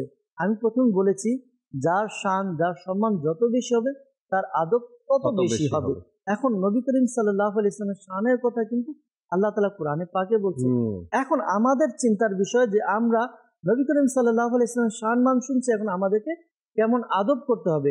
শুধু শান মান বয়ান করেছেন আল্লাহ তাআলা, এতটুকুতেই নয়, বরঞ্চ ওই আদবের বিষয়গুলো শিক্ষা দিয়েছেন। তোমরা নবী করিম সাল্লাল্লাহু আলাইহি ওয়াসাল্লামের অগ্রগামী হও না, কথার সময় তোমরা আওয়াজকে বড় করিও না, তোমরা তার সম্মুখে ওইভাবে একে অপরের সাথে কথা বলো না যেভাবে নবী করিম সাল্লাল্লাহু আলাইহি ওয়াসাল্লামের সামনে ওইভাবে কথা বলো না যেভাবে তোমরা একে অপরের সাথে বলো। এখন এই বিষয়গুলো যদি আমরা দেখি, তাহলে আমরা দেখি এই বিষয়গুলোর মধ্যে নবী করিম সাল্লাল্লাহু আলাইহি ওয়াসাল্লামের আদব শিক্ষা দেওয়া হয়েছে। যুগে যুগে সোহেল ভাই, যেমন ধরেন গিয়া হুজুর সাল্লাল্লাহু আলাইহি সাল্লামের এই ব্যাপারগুলো, আমার নবীর আগমনের ব্যাপার বা আমার নবীর শান ও শওকতের কথা জমানায় জমানায় হয়ে আসছে। আমার নবী দুনিয়াতে আসার আগেই, আমার নবী দুনিয়াতে আসেননি, আল্লাহ এখনো পাঠাননি আমার নবীকে, কিন্তু এর আগের জমানা থেকেই কিন্তু নবী করিম সাল্লাল্লাহু তাআলা আলাইহি সাল্লামের এই শান ও শওকতের কথা, মর্যাদার কথা, সম্মানের কথা কিন্তু আলোচনা ভয়ে ভয়ে আসছে, তাই না? এজন্যই তো বিভিন্ন নবী আলাইহিস সালাতু ওয়াস সালামরা আরজ করেছেন আল্লাহ তাআলার দরবারে, হে মালিক, আপনার হাবিবের উম্মতি আমাকে, কেন আমার নবীর শান ও শওকত তারা তাদের কিতাবের মধ্যে পড়ছেন বা তারা জানছেন, এরপরে আমার নবীর উম্মত হওয়ার দাবি করেছেন আল্লাহ তাআলার দরবারে। যেই নবী করিম সাল্লাল্লাহু তাআলা আলাইহি ওয়াসাল্লামের শান ও শওকত সম্মানের কথা শুনে নবী রাসূলগণ আমার নবীর উম্মত হতে চেয়েছেন, সেই নবীর সম্মান আমাদের কেমন করা উচিত? সুবহানাল্লাহ। একটি ঘটনা রয়েছে হযরত আবু আইয়ুব আনসারী রাদিয়াল্লাহু তাআলার ঘটনা। যখন প্রিয় নবী সাল্লাল্লাহু তাআলা আলাইহি ওয়াসাল্লাম হিজরত করে মক্কা থেকে মদিনায় আসলেন, তো আসার পর আমরা সবাই জানি আবু আইয়ুব আনসারী রাদিয়াল্লাহু তাআলা তার যে বাড়ি ছিল সেখানে অবস্থান করেছেন। তো নবী করিম সাল্লাল্লাহু আলাইহি ওয়াসাল্লামকে থাকার জন্য রুম দেওয়া হলো। এই বাড়িটা দুতলা বিশিষ্ট ছিল। নবী করিম সাল্লাল্লাহু আলাইহি ওয়াসাল্লাম নিচের রুমে নিচের তলায় ঘুমালেন। আইয়ুব আনসারী রাদিয়াল্লাহু তাআলা এবং তার ফ্যামিলি তারা উপরের তলায় ঘুমাচ্ছেন। তো হঠাৎ রাতে তার ঘুম ভেঙে গেল। আচ্ছা, ঘুম ভেঙে গেল আর সে চিন্তা করতে লাগলো এটা কিভাবে সম্ভব। নবী করিম সাল্লাল্লাহু আলাইহি ওয়াসাল্লাম নিচতলায় শয়ন করবেন, আরাম করবেন, আমি উপরে। সাথে সাথে তিনি নেমে গিয়েছেন পুরো ফ্যামিলি সহ। হ্যাঁ, এমনকি ওই সকাল পর্যন্ত, ভোর হওয়া পর্যন্ত, ফজর পর্যন্ত তিনি নবী করিম সাল্লাল্লাহু আলাইহি ওয়াসাল্লামের ঘরের বাহিরে দেয়ালের সাথে টেক লাগিয়ে বসেছিলেন। নবী করিম সাল্লাল্লাহু আলাইহি ওয়াসাল্লাম বের হবে। এরপর নবী করিম সাল্লাল্লাহু আলাইহি ওয়াসাল্লাম যখন বের হলেন, নবী করিম সাল্লাল্লাহু আলাইহি ওয়াসাল্লামকে অনুরোধ করে বিনয়ের সাথে বললেন আমার ভুল হয়ে গিয়েছে। এরপর নবী করিম সাল্লাল্লাহু আলাইহি ওয়াসাল্লামকে উপরে থাকার জন্য দিলেন। চিন্তা করুন কেমন সম্মান দেখিয়েছেন আমাদের সাহাবায়ে কিরাম আলাইহিমুর রিদওয়ান। এটা আমাদের জন্য শিক্ষা, যে আমরা নবী করিম সাল্লাল্লাহু আলাইহি ওয়াসাল্লামের কেমন আদব করব, কেমন সম্মান করব। সেক্ষেত্রে কিন্তু আমির আলাইহিস সালাম দামাত বারাকাতুহুল্লাহ আলিয়া যদি তার ভিডিওগুলো আমরা দেখি, যে মদিনাতে তার কি হাজিরি, বিশেষ করে আমরা এই হজের মৌসুমে এই বিষয়টা এজন্যই নেওয়া হয়েছে, হাজিরা হজ আদায় করবে, হজ সম্পন্ন করে মদিনায় যাবে। তারা মদিনায় যাবে এবং হয়তো বা আমাদের মধ্যে দর্শক শ্রোতার মধ্যেও কেউ না কেউ, আজ না হয় কাল, কাল না হয় পরশু, কেউ না কেউ আল্লাহ তাআলা যদি কাউকে নসিব করে। আমরা এই প্রোগ্রামেই সম্মান ও ভালোবাসার পথে এই প্রোগ্রামে মোবাইল থেকে শুনেছি, যখন আল্লাহ তাবারক ওয়া তাআলা এই হজের জন্য আহ্বান করার জন্য হুকুম দিলেন, হ্যাঁ, তিনি বললেন যে আল্লাহ আমার আওয়াজ কি সারা পৃথিবীর মানুষের কাছে পৌঁছাবে? তখন আল্লাহ বললেন তুমি তোমার কাজ আওয়াজ দেওয়া, বাকি পৌঁছানোর দায়িত্ব আমার। তখন তিনি যখন আলাইহিস সালাতু ওয়াস সালাম আওয়াজ দিলেন পুরো পৃথিবীর মানুষকে আল্লাহর ঘরের তাওয়াফ করার জন্য আসো, আল্লাহ তাবারক ওয়া তাআলা তখন সবার কাছে আওয়াজটা পৌঁছে দিলেন। ওই সময় যারা যতবার লাব্বাইক বলেছে তারা ততবারই আল্লাহর ঘরের তাওয়াফ করার জন্য যাবে। হয়তোবা আমার দর্শক শ্রোতার মধ্যে অসংখ্য মানুষ আছে যে হজের ইভেন্ট শেষ হওয়ার পরেই যখন উমরা শুরু হবে তখন চলে যাবে। এই সব কথা তো তাদের জন্য, তাই না? কিন্তু তাদের জন্য ভবিষ্যতে যে যতবার যারা যাবে এই অনুষ্ঠান দেখে উপকার অর্জন করতে পারবে, যেহেতু এখন হজের ইভেন্ট। তো এই বিষয় সেক্ষেত্রে কিন্তু আমির আলাইহিস সালাম দামাত বারাকাতুহুল্লাহ আলিয়া বলেন, তার ভিডিও ক্লিপগুলো আমরা দেখলে আমরা অনেক কিছু জানতে পারবো আদবের ব্যাপারে, যে আমরা যাচ্ছি বাদশা না, এই দুনিয়া না বরঞ্চ উভয় জগতের বাদশা। আমরা যখন আমার প্রধানমন্ত্রী বা মানে কোনো দুনিয়ার ক্ষেত্রে কারো কাছে যাই, আগে দেখি কাপড় ঠিক আছে কিনা, আয়রন করা আছে কিনা, এরপর বা যদি আমরা আল্লাহর ওয়ালিদের মাজারেও যাই, নিজেকে আগে পরিপাটি করে গুছিয়ে নিই, গুছিয়ে এরপর যাই, বরকত লাভের জন্য যাই, আল্লাহর ওয়ালিদের দরবারে তাদের সান্নিধ্যে থাকার জন্য যখন যাই, নিজেকে ওইভাবে যাই। তো আমরা আল্লাহর হাবিব সাল্লাল্লাহু আলাইহি ওয়াসাল্লামের কাছে যাব, আমির আলাইহিস সালাম বলে যে এমন ভাবে যাব যেন আমরা ফকির বাদশার দরবারে যাচ্ছি, আমরা গুনাহগার অপরাধী, আমরা নিজের উপরে জুলুম করেছি, তারপর আমরা যাচ্ছি কি নিজের গুনাহ ক্ষমা করানোর জন্য। আমরা বাদশা প্রিয় নবী সাল্লাল্লাহু আলাইহি ওয়াসাল্লামের কাছে যাচ্ছি। এরপর অনেকগুলো আদব, যদি আমরা আদবের বিষয় নিয়ে আলোচনা করতে চাই বা এখানে বলতে যে অনেকটা সময় লেগে যাবে। একটা বিষয় আমি যখন গেলাম বাবুল মদিনাতে, তো সেখানে যাওয়ার পরে হজ এবং উমরার প্রশিক্ষণ চলছে। কিছু নেপালের ইসলামী ভাই তারা উমরা করতে যাবে, তো তাদেরকে দেখাচ্ছে কিভাবে আমরা উমরাগুলো করবো, নিজের উমরার কাজগুলো করবো। উমরা শেষ করে যখন প্রিয় নবী সাল্লাল্লাহু আলাইহি ওয়াসাল্লামের বারগাহে হাজিরি দিব, তখন কিরকম ক্যাফিয়াত আমাদের অবস্থা থাকা দরকার, এই বিষয়গুলো বলছেন। তিনি একটা খুব চমৎকার একটি কথা বলেন, যারা যাবেন তাদের জন্য উপকারী, এই জন্যই আর কি আরজ করা, যে যখন এক গেট দিয়ে প্রবেশ করতে হয়, এরপর হলো রজায় পাকের সামনে দিয়ে এখানে অবস্থান করা যায় না, দাঁড়ানো যায় না, হেঁটে চলে যেতে হয়, এক গেট দিয়ে প্রবেশ করে আরেক গেট দিয়ে বের হতে হয়। তো তিনি বললেন যদি ওইখানে গিয়ে কেউ সাইডে দাঁড়িয়ে ধ্যান করে চোখকে বন্ধ করে যতক্ষণ পর্যন্ত তার ধ্যান নবী পাক সাল্লাল্লাহু আলাইহি ওয়াসাল্লামের প্রতি থাকবে একনিষ্ঠভাবে, ততক্ষণ পর্যন্ত ওইখানে কেউ তাকে বাধা দিবে না, বাধা দেয় না। এটা একবারে প্র্যাকটিক্যাল। যখনই তার ধ্যান বিন্দু পরিমাণ এদিক সেদিক যাবে তাকে কেউ এসে বের করে দিবে, সরিয়ে দিবে। এটা মানে একেবারে বাস্তব বিষয়টা আমি দেখেছি। আমার আলহামদুলিল্লাহ সৌভাগ্য হয়েছে যখন আমি ছিলাম কিছুক্ষণ দেয়ালের পাশে দাঁড়িয়ে সালাত সালাম পড়ছিলাম চোখ বন্ধ করে, হঠাৎ কি যেন কিভাবে আসছে মাথায়, চোখ খুলে গেল।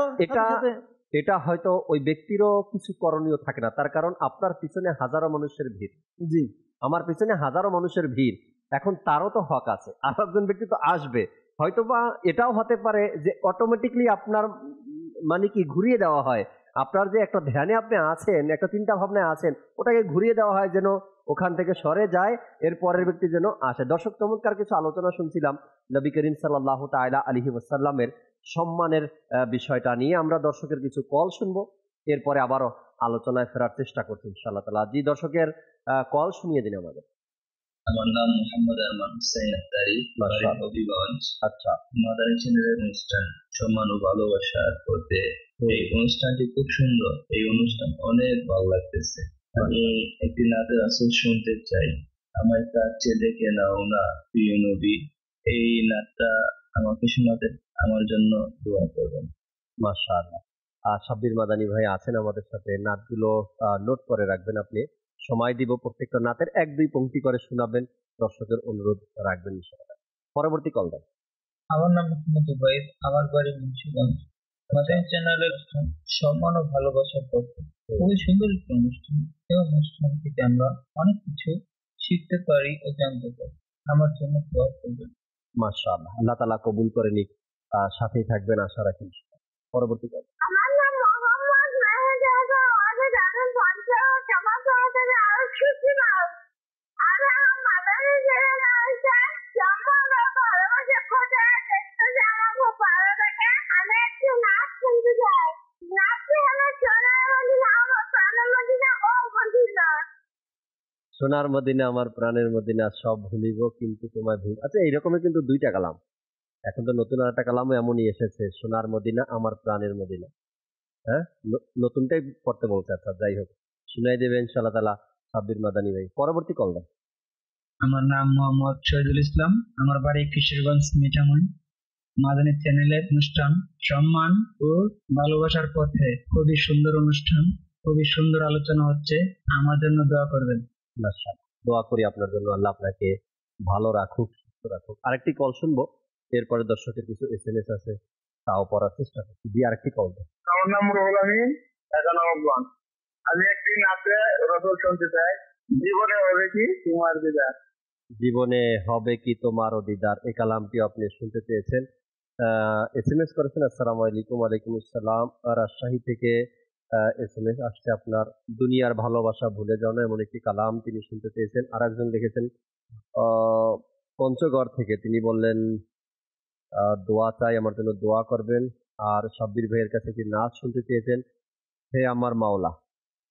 হে আমার মাওলা একটি কালাম আছে, হ্যাঁ, এই কালামটি শুনতে চাই। যদি সম্ভব হয় ইনশাআল্লাহ তাআলা আপনার এই SMS এর কালামটা আমরা শোনানোর চেষ্টা করবো। একটু পরে শুনবো সাব্বির ভাই থেকে অনুরোধের কালামগুলো। এহসান ভাই আছেন আমাদের সাথে, শুরুতেই এহসান ভাই থেকে চমৎকার কিছু তথ্য কথা আমরা শুনেছিলাম হুজুর সাল্লাল্লাহু আলাইহি সাল্লামের সম্মান নিয়ে, অর্থাৎ হুজুর সাল্লাল্লাহু আলাইহি সাল্লামের প্রতি যে সম্মান দেখাতে হবে এ নিয়ে আরো কিছু কথা আলোচনা শুনে নিই।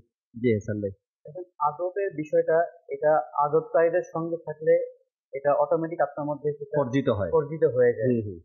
একটা হচ্ছে কিতাব স্টাডি করা, আর একটা হচ্ছে আদবকারীদের সঙ্গে সংস্পর্শ লাভ করা। এখন যারা দেখেন মাদানী চ্যানেল দেখছে, তো এই দর্শকরা মাদানী চ্যানেল দেখে কিন্তু নবী পাকের আদবকারী শিখবে।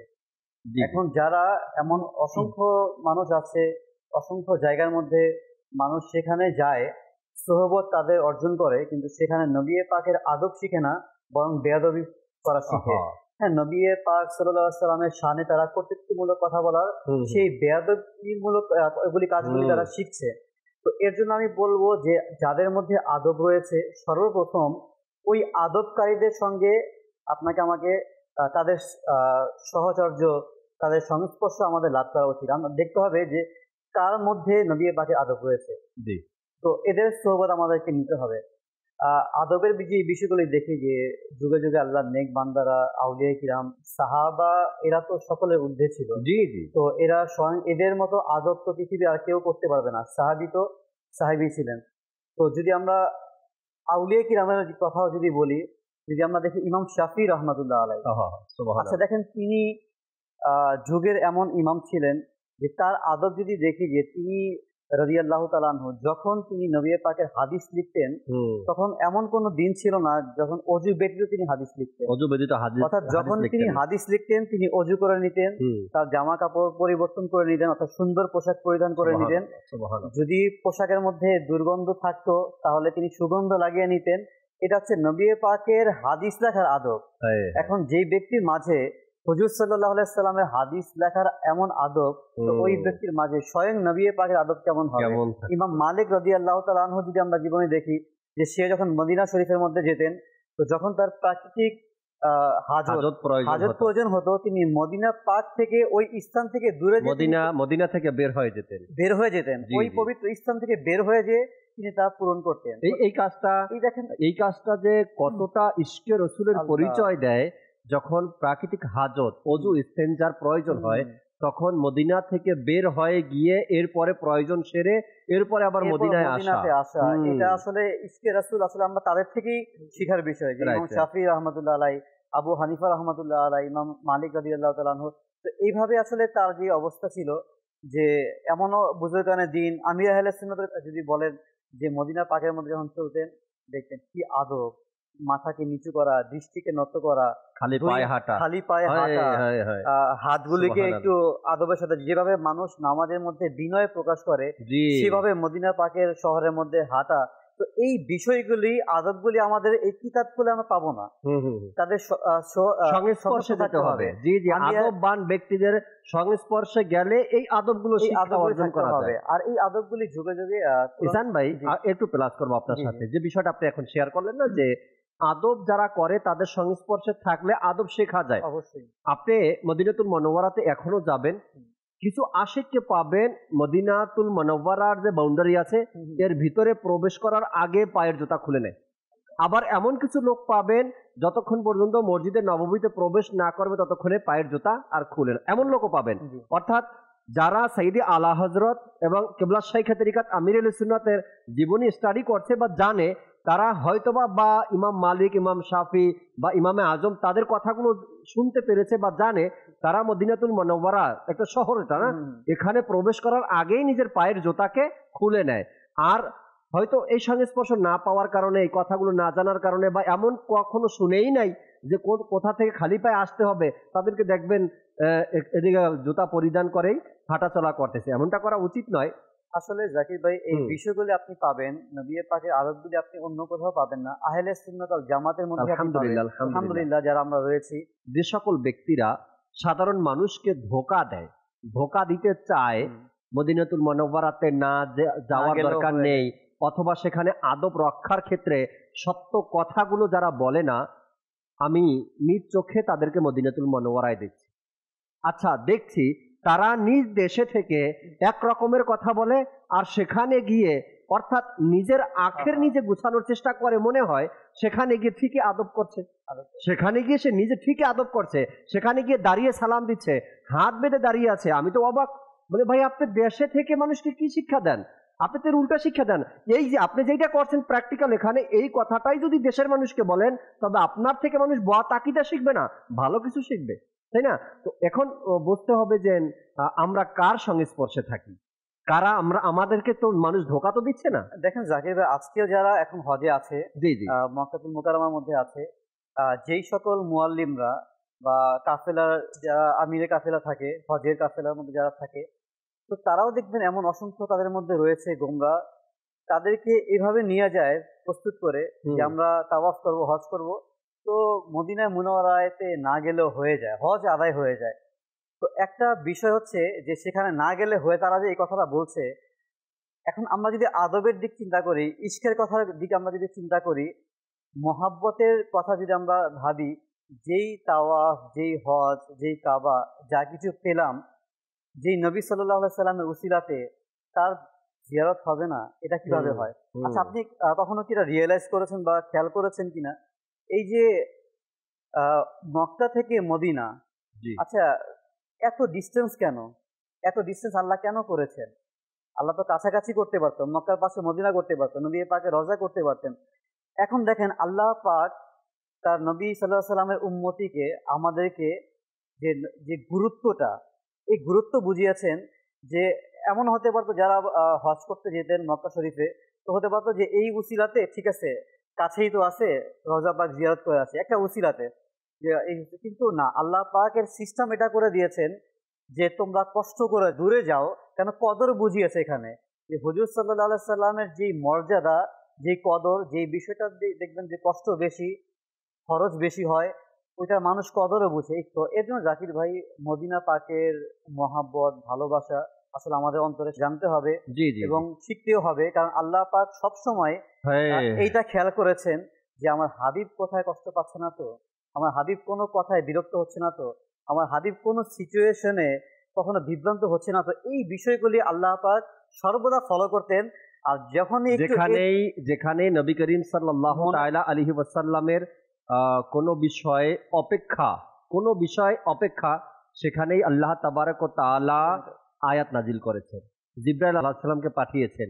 সেখানেই আল্লাহ তাবারক ওয়া তাআলা নবী করিম সাল্লাল্লাহু তাআলা আলাইহি সাল্লামেরই অপেক্ষা। কোন সাহাবা একরাম প্রশ্ন করলেন, কোন বিষয়ে নবী করিম সাল্লাল্লাহু আলাইহি সাল্লামের অপেক্ষা, সেখানেই আয়াতে কারিমা নাজিল, তাই না? আল্লাহ নবী সাল্লাল্লাহু আলাইহি সাল্লামকে কোন সাহাবা একরাম প্রশ্ন করলেন, আল্লাহ নবী সাল্লাল্লাহু আলাইহি সাল্লাম অপেক্ষায় আছেন, জবাব দেননি। এর পিছনে হিকমত কি? আল্লাহ তাবারক ওয়া তাআলার কি হুকুম আসে, এই জন্য অপেক্ষা করা। আর আল্লাহ তাবারক ওয়া তাআলা, যেটা আপনি বললেন যে আল্লাহ তাবারক ওয়া তাআলা নবী করিম সাল্লাল্লাহু আলাইহি সাল্লামের প্রত্যেকটা বিষয়ের সঙ্গে সঙ্গে আয়াতে কারিমা নাজিল করা। হয় না, একটা বিষয় হচ্ছে আপনি নবীর সামনে বেয়াদবি করবেন, নবীজি তো এটা রিপ্লাই কি দেব, স্বয়ং আল্লাহ রিপ্লাই করে দেয় আগে থেকে। এটা হচ্ছে ইশকের বিষয়। আর নবীজির মর্যাদার বিষয় আল্লাহ পাক এখানেই তুলে ধরেছেন। যে কোনো বিষয়ে যদি কেউ কষ্ট দেওয়ার ট্রাই করে বা নবীজিকে কষ্ট দিত, এর জবাব আল্লাহ পাক দিয়ে দিতেন। যেমন একটি ঘটনা এমনও ঘটেছে যে হযরত জয়নাব রাদিয়াল্লাহু তাআলা আনহাকে হুজুর সাল্লাল্লাহু আলাইহি ওয়াসাল্লাম যখন বিবাহ করলেন, তো তার অলিমার দাওয়াত সকল সাহাবায়ে কিরাম আলাইহিম রিদওয়ানদেরকে দিলেন। তো যখন তারা দাওয়াত খেতে আসছে, একে একে দাওয়াত খাচ্ছে, আবার চলে যাচ্ছে, তো এভাবে করে সবাই দাওয়াত খেয়ে চলে গেলেন। 3 জন সাহাবী তারা দাওয়াত খাওয়ার পরেও সেই কামরার মধ্যে, সেই ঘরের মধ্যে তারা একে অপরের সাথে কথাবার্তার মধ্যে লিপ্ত রয়েছিল। তো যদিও সংকীর্ণ ছিল ঘরটি, এবং এই বিষয়টা দীর্ঘক্ষণ তাদের কথাবার্তা বলা, দাওয়াত শেষ, সবাই চলে গেছে, তাদেরকে এখানে আলোচনা করা, হুজুর সাল্লাল্লাহু আলাইহি ওয়াসাল্লামের এই বিষয়টা পছন্দ হচ্ছিল না, একটু কিছুটা বিরক্ত হচ্ছিল। কিন্তু ভদ্রতার যে বিষয়, যে কি করে আমি তাদেরকে মানা করি চলে যাওয়ার জন্য, কিভাবে বলি, তো আল্লাহ পাক এই বিষয়টা পছন্দ করলেন না যে তার হাবিব সাল্লাল্লাহু আলাইহি ওয়াসাল্লাম বিরক্ত হবে। আল্লাহ পাক আয়াত নাজিল করে দিয়েছেন। আল্লাহ পাক কুরআনে পাকের মধ্যে বলেছেন, হে ঈমানদারগণ, নবীর গৃহে খানার দাওয়াত দিলে খাবার তৈরি হওয়ার আগে ঘরে প্রবেশ করো না। অবশ্য যখন ডাকা হবে তখন প্রবেশ করো, তবে খাবার খেয়ে বের হয়ে যাও, বসে আলোচনায় রত থেকো না। সিচুয়েশন কি হয়েছিল, ওই প্রেক্ষাপটে আল্লাহ পাক কি শিক্ষা দিয়েছেন, কি আয়াত নাজিল করে দিয়েছেন, যেন কেউ নবীজি সাল্লাল্লাহু আলাইহি ওয়াসাল্লামের দরবারে যাবে, খাবার খেয়ে যেন চলে যায়, দীর্ঘক্ষণ যেন বিরক্তির কারণ না করে, যেটাতে আমার নবী সাল্লাল্লাহু আলাইহি সাল্লাম একটু বিরক্তি হবে, একটু কষ্ট পাবে। সাথে সাথে আল্লাহ তাবারক ওয়া তাআলার এক সিদ্ধান্ত দেখেন না, যখনই আল্লাহ তাবারক ওয়া তাআলা দেখেছেন নবী করিম সাল্লাল্লাহু আলাইহি সাল্লামের অন্তর মোবারকের মধ্যে কোনো বিষয়ে 19-20, সাথে সাথে তার হুকুম আল্লাহ তাআলা। সোহেল মাদানী ভাইও আছেন, আপনার থেকে একটু পরে আসতেছি, অনুরোধের কালামগুলো যদি সাব্বির ভাই শুনিয়ে দিতেন, 1-2 পংক্তি করে প্রত্যেকটা কালামের একটু শুনিয়ে দেন, এরপরে সোহেল ভাই থেকে শুনবো আল্লাহ তাআলা। কাছে দেখে নাও প্রিয় নবী,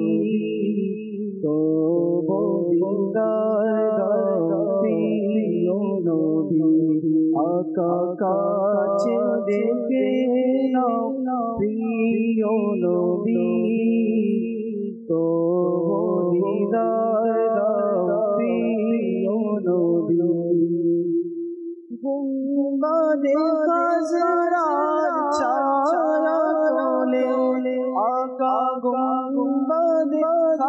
রোজরার ছায়া কোলে আমায় রেখে নাও, আমায় রেখে নাও প্রিয় নবী, তবু দিদার প্রিয় নবী।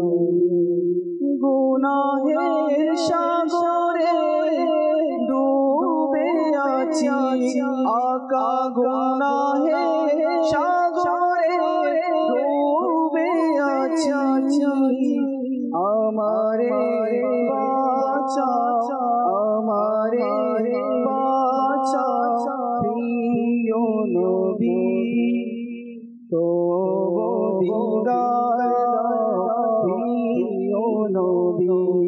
আকা কাছে ডেকে নাও, কাছে ডেকে নাও প্রিয় নবী, তবু দিদার প্রিয় নবী। সোনার মদিনা আমার প্রাণের মদিনা, সোনার মদিনা আমার প্রাণের মদিনা, সোনার মদিনা আমার প্রাণের মদিনা, সোনার মদিনা আমার প্রাণের মদিনা। ও মদিনা আমায় ডাকো না, মদিনা আমায় ডাকো না, সোনার মদিনা আমার মনের বাসনা, সোনার মদিনা আমার প্রাণের মদিনা, সোনার মদিনা আমার প্রাণের মদিনা। মদিনার ওই শীতল হাওয়া পেতে মন আমার চায় একবার ছোঁয়া, মদিনার ওই শীতল হাওয়া পেতে মন আমার চায় একবার ছোঁয়া। ও মদিনা আমায় ডাকো না, শাহে মদিনা আমায় ডাকো না, শাহে মদিনা আমায় ডাকো না, আমার জীবন আর কিছুই চাই না, সোনার মদিনা আমার প্রাণের Medina, golden Medina my sweet Medina, sweet Medina my dear Medina, সোনার মদিনা আমার প্রাণের মদিনা। জীবনে হবে কি তোমার দিদার ইয়া রাসূলুল্লাহ, জীবনে হবে কি তোমার দিদার ইয়া রাসূলুল্লাহ, আশায় রয়েছি আমি গুনাহগার ইয়া রাসূলুল্লাহ, তোমারি জিয়ারতে যায় হাজারো হাজি মদিনা, তোমারি জিয়ারতে যায় হাজারো হাজি মদিনা, বেরো হো মদদগার ইয়া রাসূলুল্লাহ,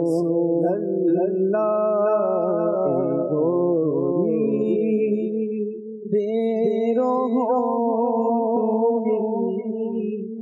মদদগার ইয়া রাসূলুল্লাহ, मेरे मौला मौला मौला मौला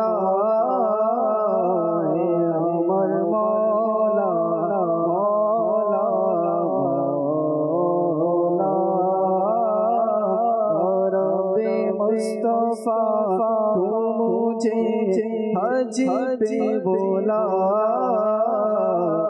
कि मैं देख लो आँख से काबा तेरा और मुस्तफा तो मुझे हज पे बोला कि मैं देख लो आँख से काबा तेरा हज का शरफ हो फिर अता यारा बे मुस्तफा हज का शरफ हो फिर अता यारा बे मुस्तफा मीठा मदीना फिर का मीठा मदीना फिर का यारा बे मुस्तफा अमर मौला मौला मौला मौला मेरे मौला मौला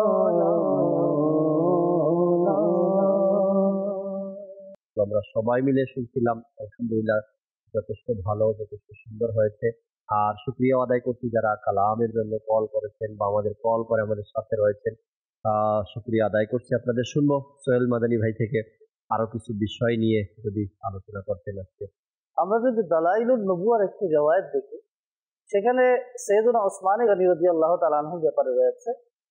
তাকে প্রশ্ন করা হলো, আনতা আকবারু আম রাসূলুল্লাহ, আপনি বড় নাকি রাসূলুল্লাহ সাল্লাল্লাহু আলাইহি ওয়াসাল্লাম বড়? তো স্বাভাবিকভাবে তো আমরা বলি আমি বড়, সে ছোট। আচ্ছা, তিনি বয়সে বড় ছিলেন, কিন্তু তার উত্তরটা দেখুন কেমন শব্দচয়ন।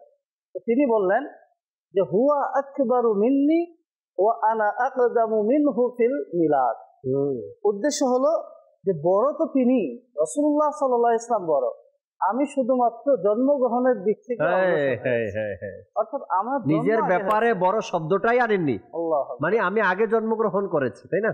কিন্তু বড় তো তিনি।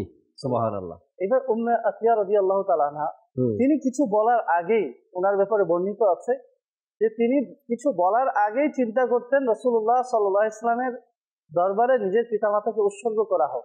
তিনি এভাবে আরজ করার পূর্বে বলতেন ফিদাকা আবি ওয়া উম্মি ইয়া রাসূলুল্লাহ, আগে আমার পিতামাতা আপনার চরণে উৎসর্গ হোক। আচ্ছা, আমরা শুনছি সাহাবায়ে কেরাম ইমামগণের আদবের ব্যাপারে। আচ্ছা, একটি পশুর ঘটনা রয়েছে সুনানে আহমদ ও নাসাইর রেফারেন্স দিয়ে মাওয়াহিবুল লাদুনিয়ার মধ্যে হাদিস উদ্ধৃত করা হয়েছে। হযরত আনাস রাদিয়াল্লাহু তাআলা আনহু থেকে বর্ণিত যে মদিনার একজন আনসারে একটি উট ছিল, যে উটের মাধ্যমে তিনি পানি বহন করে নিজের বাগানগুলোর মধ্যে পানি দিতেন। একবার সেই উট পাগল হয়ে গেল, এমন পাগল হলো এবং ভয়ানক হলো যে তার সামনে কেউ যেতে পারতো না, সাহস করতো না যাওয়ার। এই উটের সাথে যোগাযোগ বিচ্ছেদ হওয়ার কারণে দীর্ঘদিন যাবৎ ক্ষেতের মধ্যে পানি দেওয়া হচ্ছে না, যার কারণে বাগান আস্তে আস্তে নষ্ট বা বাগানের উন্নতি হচ্ছে না।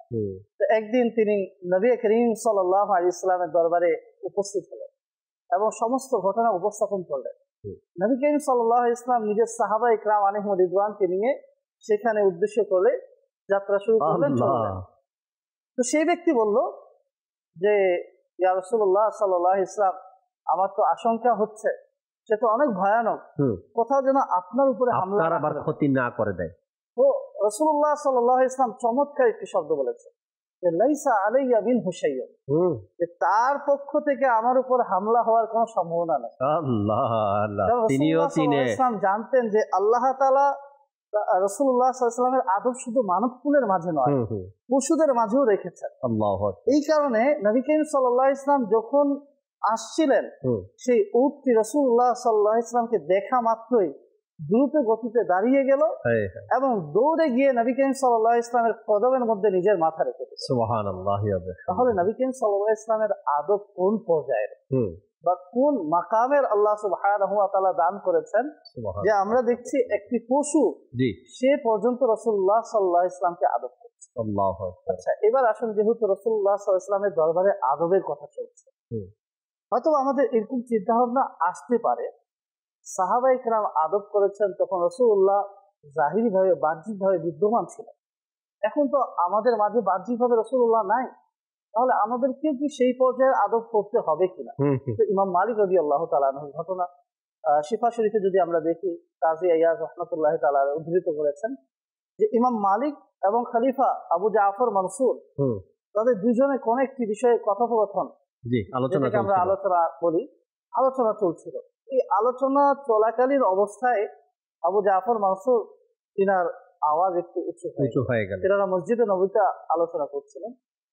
তৎক্ষণাৎ ইমাম মালিক রাহমাতুল্লাহি তাআলা আলাইহি বলে উঠলেন, হে আমিরুল মুমিনিন, আপনি আপনার আওয়াজ উঁচু করেন না। কেননা এখানে তাদেরকে আওয়াজ উঁচু করতে নিষেধ করা হয়েছে যারা আপনার থেকেও অনেক গুণ উত্তম, এবং যারা এখানে আওয়াজকে নিচু রাখে তাদের প্রশংসা করা হয়েছে, আর যারা আওয়াজকে উঁচু করে তাদের নিন্দা করা হয়েছে। এই উত্তর শোনার পরে খলিফা আবু জাফর মানসুর তিনি একেবারে মাথা নিচু করে চুপ হয়ে গেলেন। এরপরে তিনি ইমাম মালিকের দরবারে আরজ করলেন, আচ্ছা, যখন আমরা রাসূলুল্লাহ সাল্লাল্লাহু আলাইহি ওয়াসাল্লামের দরবারে থাকবো, তখন দোয়া করার সময় আমরা কিবলামুখ হয়ে দোয়া করব নাকি রাসূলুল্লাহ সাল্লাল্লাহু আলাইহি ওয়াসাল্লামের রওজার দিকে তাকিয়ে দোয়া করব?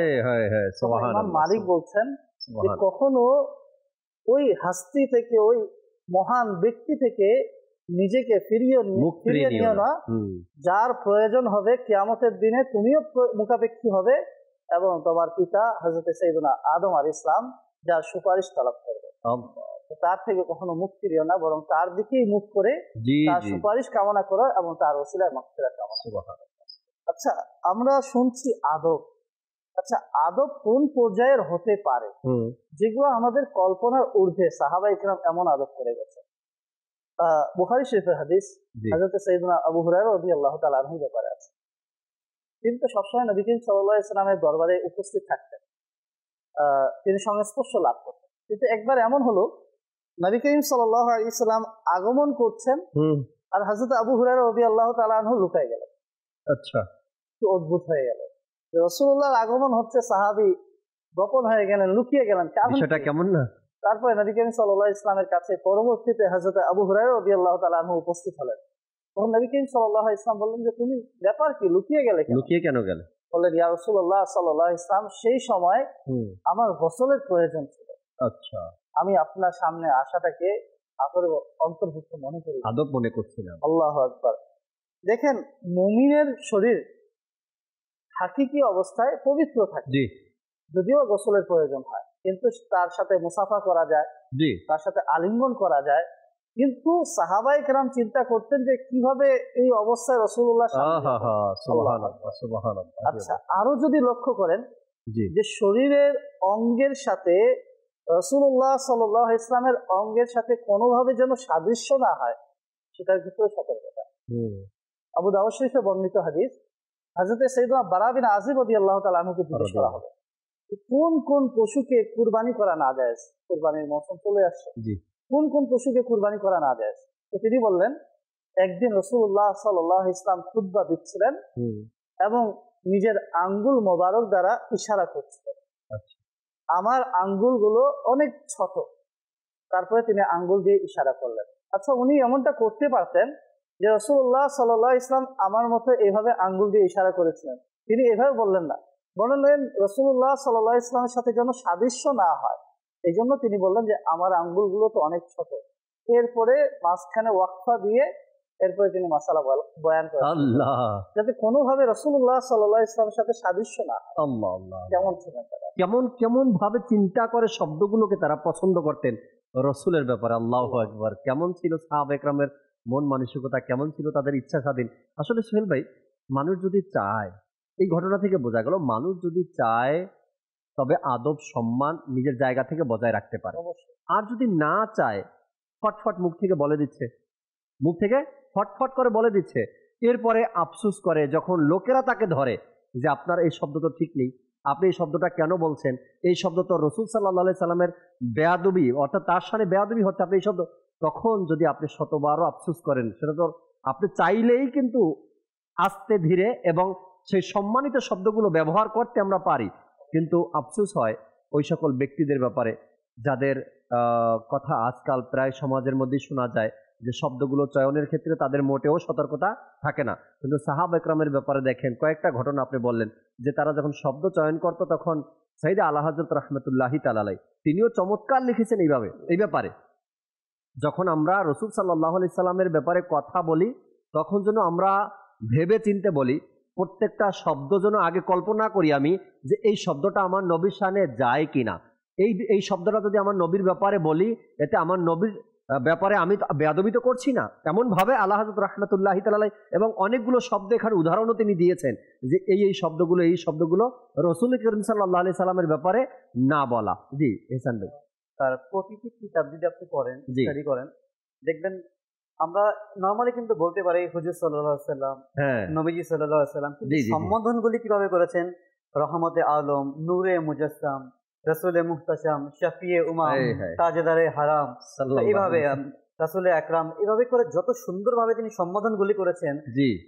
কেউ কিন্তু চাইলে এভাবে বলতে পারতো নবীজি সাল্লাল্লাহু আলাইহি সাল্লাম, রাসূলুল্লাহ সাল্লাল্লাহু আলাইহি সাল্লাম বললে ঠিক আছে, জায়েজ ছিল। কিন্তু এহসান ভাই এরপরও বলবো আজ থেকে প্রায় 10 বছর পূর্বের যে রিসালাগুলো, হ্যাঁ সোহেল ভাই পড়ছেন, সোহেল ভাই আপনিও পড়ছেন, 10 বছর পূর্বের, 12 বছর 15 বছর পূর্বের যে রিসালাগুলো, এগুলো যদি এখন কোনো ব্যক্তির হাতে পড়ে বা পেয়ে যায় তবে তারা দেখবে আর তাকাইয়াই থাকবে যে আমির আহলে সুন্নাত দামাত বারকাতুহুল আলিয়া নবী করিম সাল্লাল্লাহু আলাইহি সাল্লামের নাম লিখতে গিয়ে কত লকাব, কত উপাধি, পুরো পেজের অর্ধেকও চলে আসতো। মানে এত সুন্দর উপাধি আর লকাবগুলো এখানে মিলছে না, মিলিয়ে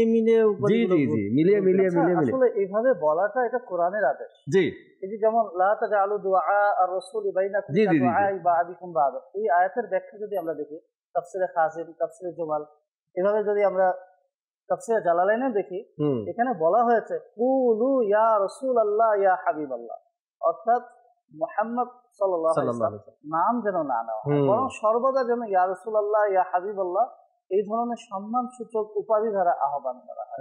এটাই কিন্তু কোরআনের বিধান। সুবহানাল্লাহ, এটাই বুজুর্গানে দিন, আউলিয়া ইকরাম এটাই আমাদেরকে শিক্ষা দিয়েছেন, তাই না? এরপরে ইহসান ভাই বলছিলেন পোশাকের ব্যাপারে। আব্দুল হাবিব ভাই এখানে চমৎকার উদাহরণ দেন। যখন কোনো ব্যক্তি মক্কাতুল মুকাররমায় থাকে, ইহরামে থাকে, তাওয়াফে থাকে, প্রত্যেকটা ব্যক্তির এটাই চিন্তা ভাবনা থাকে যতদিন মক্কাতে আছি যতবার সম্ভব আমি উমরা করি, যতবার সম্ভব তাওয়াফ করি, এটা একটা মানুষের ভিতরে থাকে। কেননা এখানে প্রত্যেকটা তাওয়াফের এত ফজিলত, দোয়া এবং 2 রাকাত নামাজের এত ফজিলত। যখন সেই ব্যক্তি মক্কাতুল মুকাররমা থেকে মদিনাতুল মুনাওয়ারায় সফর করে যায়, যারা গিয়েছে তারা জানে 300-350 কিলোমিটার দূরে একটা দুর্বলতা, শারীরিক দুর্বলতা এখানে চলে আসে। অনেক সময় কাপড় ময়লা হয়ে যায়, অনেক সময় যদি ঘাম দেয়।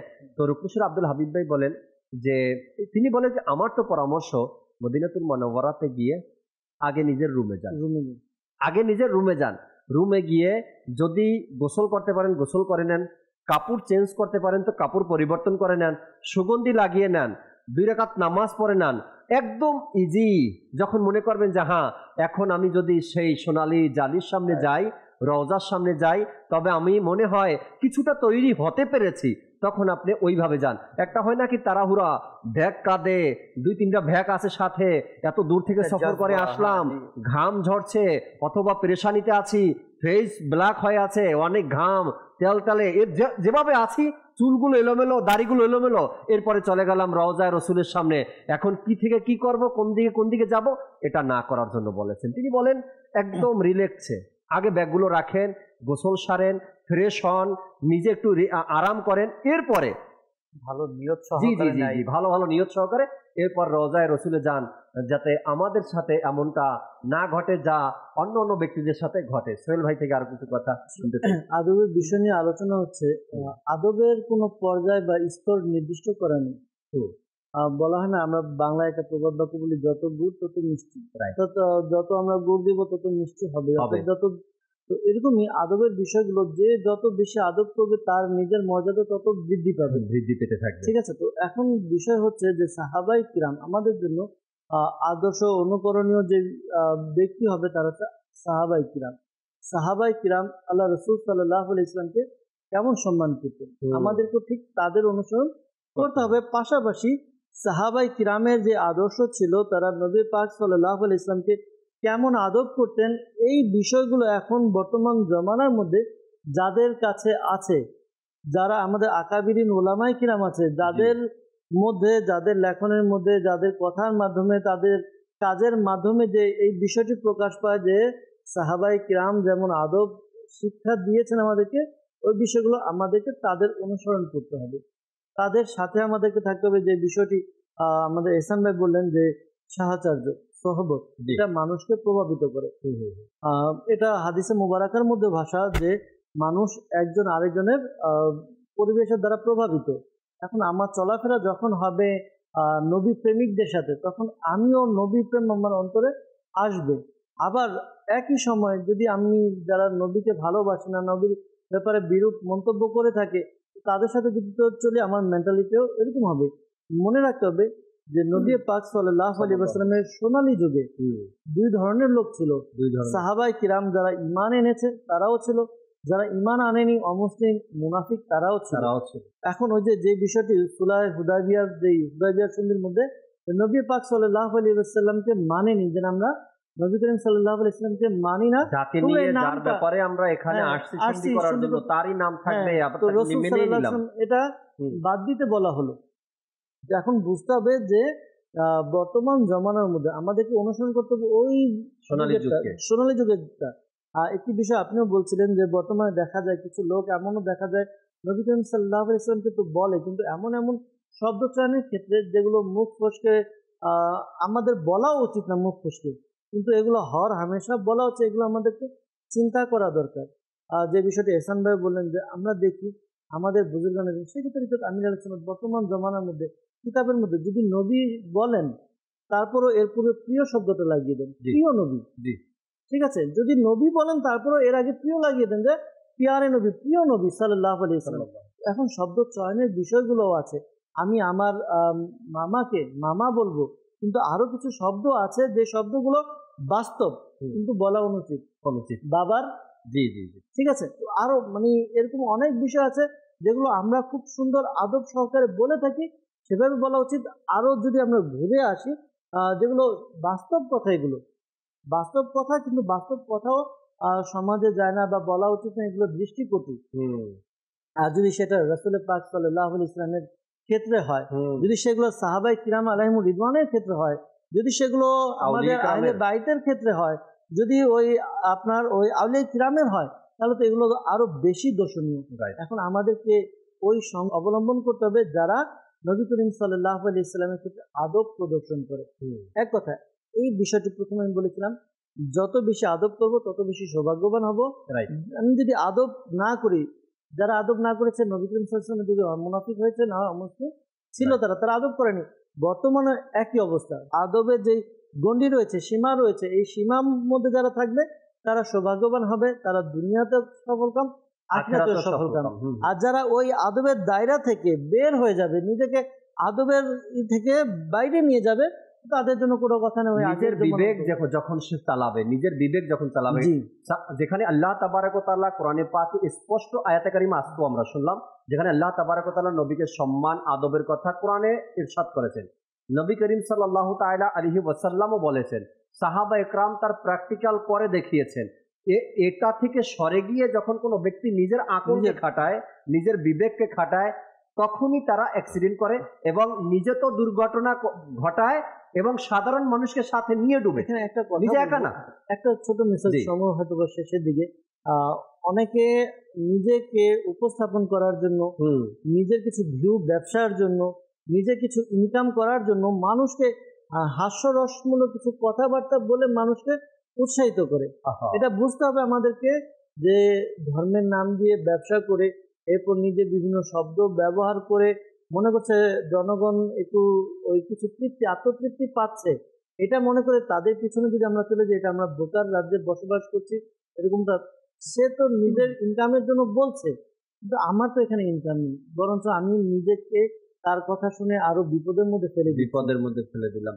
তার শব্দ শুনে যখন এমন একটা শব্দ সে বলল যে শব্দের মধ্যে পুরাপুরি কুফর রয়েছে, আমি শ্রোতা হিসাবে সেটাকে হ্যাঁ সম্মতি দিলাম, তো আমার কি অবস্থা হবে, শরীয়ত কি বলে, এটাও তো দেখতে হবে আমাকে। জাকির ভাই এখানে কিছু অ্যাড করবো, যখন আমরা যারা শ্রোতা আছি, দর্শক বৃন্দ যারা দেখছে, তো আমি বলবো দর্শকরা আসলে, বিশেষ করে যদি বাংলাদেশের কথাই আমরা বলি, আমাদের দেশের মানুষগুলি এতটা আবেগী হয়ে যায়। আপনি দেখবেন যে কেউ যদি নবী পাক সাল্লাল্লাহু আলাইহি সাল্লামের শানে বেয়াদবিমূলক কথা বলে, এখন ওই সাধারণ দর্শক কি বলে, ঠিক। কেউ নবীজি সাল্লাল্লাহু আলাইহি সাল্লামের ব্যাপারে ভালো কিছু বললো, সে বলতেছে, ওই দর্শকই বলতেছে ঠিক। তার মানে দুই দিকে ঠিক বলতেছে। তো এই ধরনের যারা মানুষ রয়েছে, এদের বিষয়ে আল্লাহ পাক কিন্তু বলেছেন এরা হচ্ছে চতুষ্পদ জানোয়ার প্রাণীর মতো, তাদের থেকেও নিকৃষ্ট বলা হয়েছে এদেরকে। যারা দুই দিকে ঠিক কিভাবে হবে?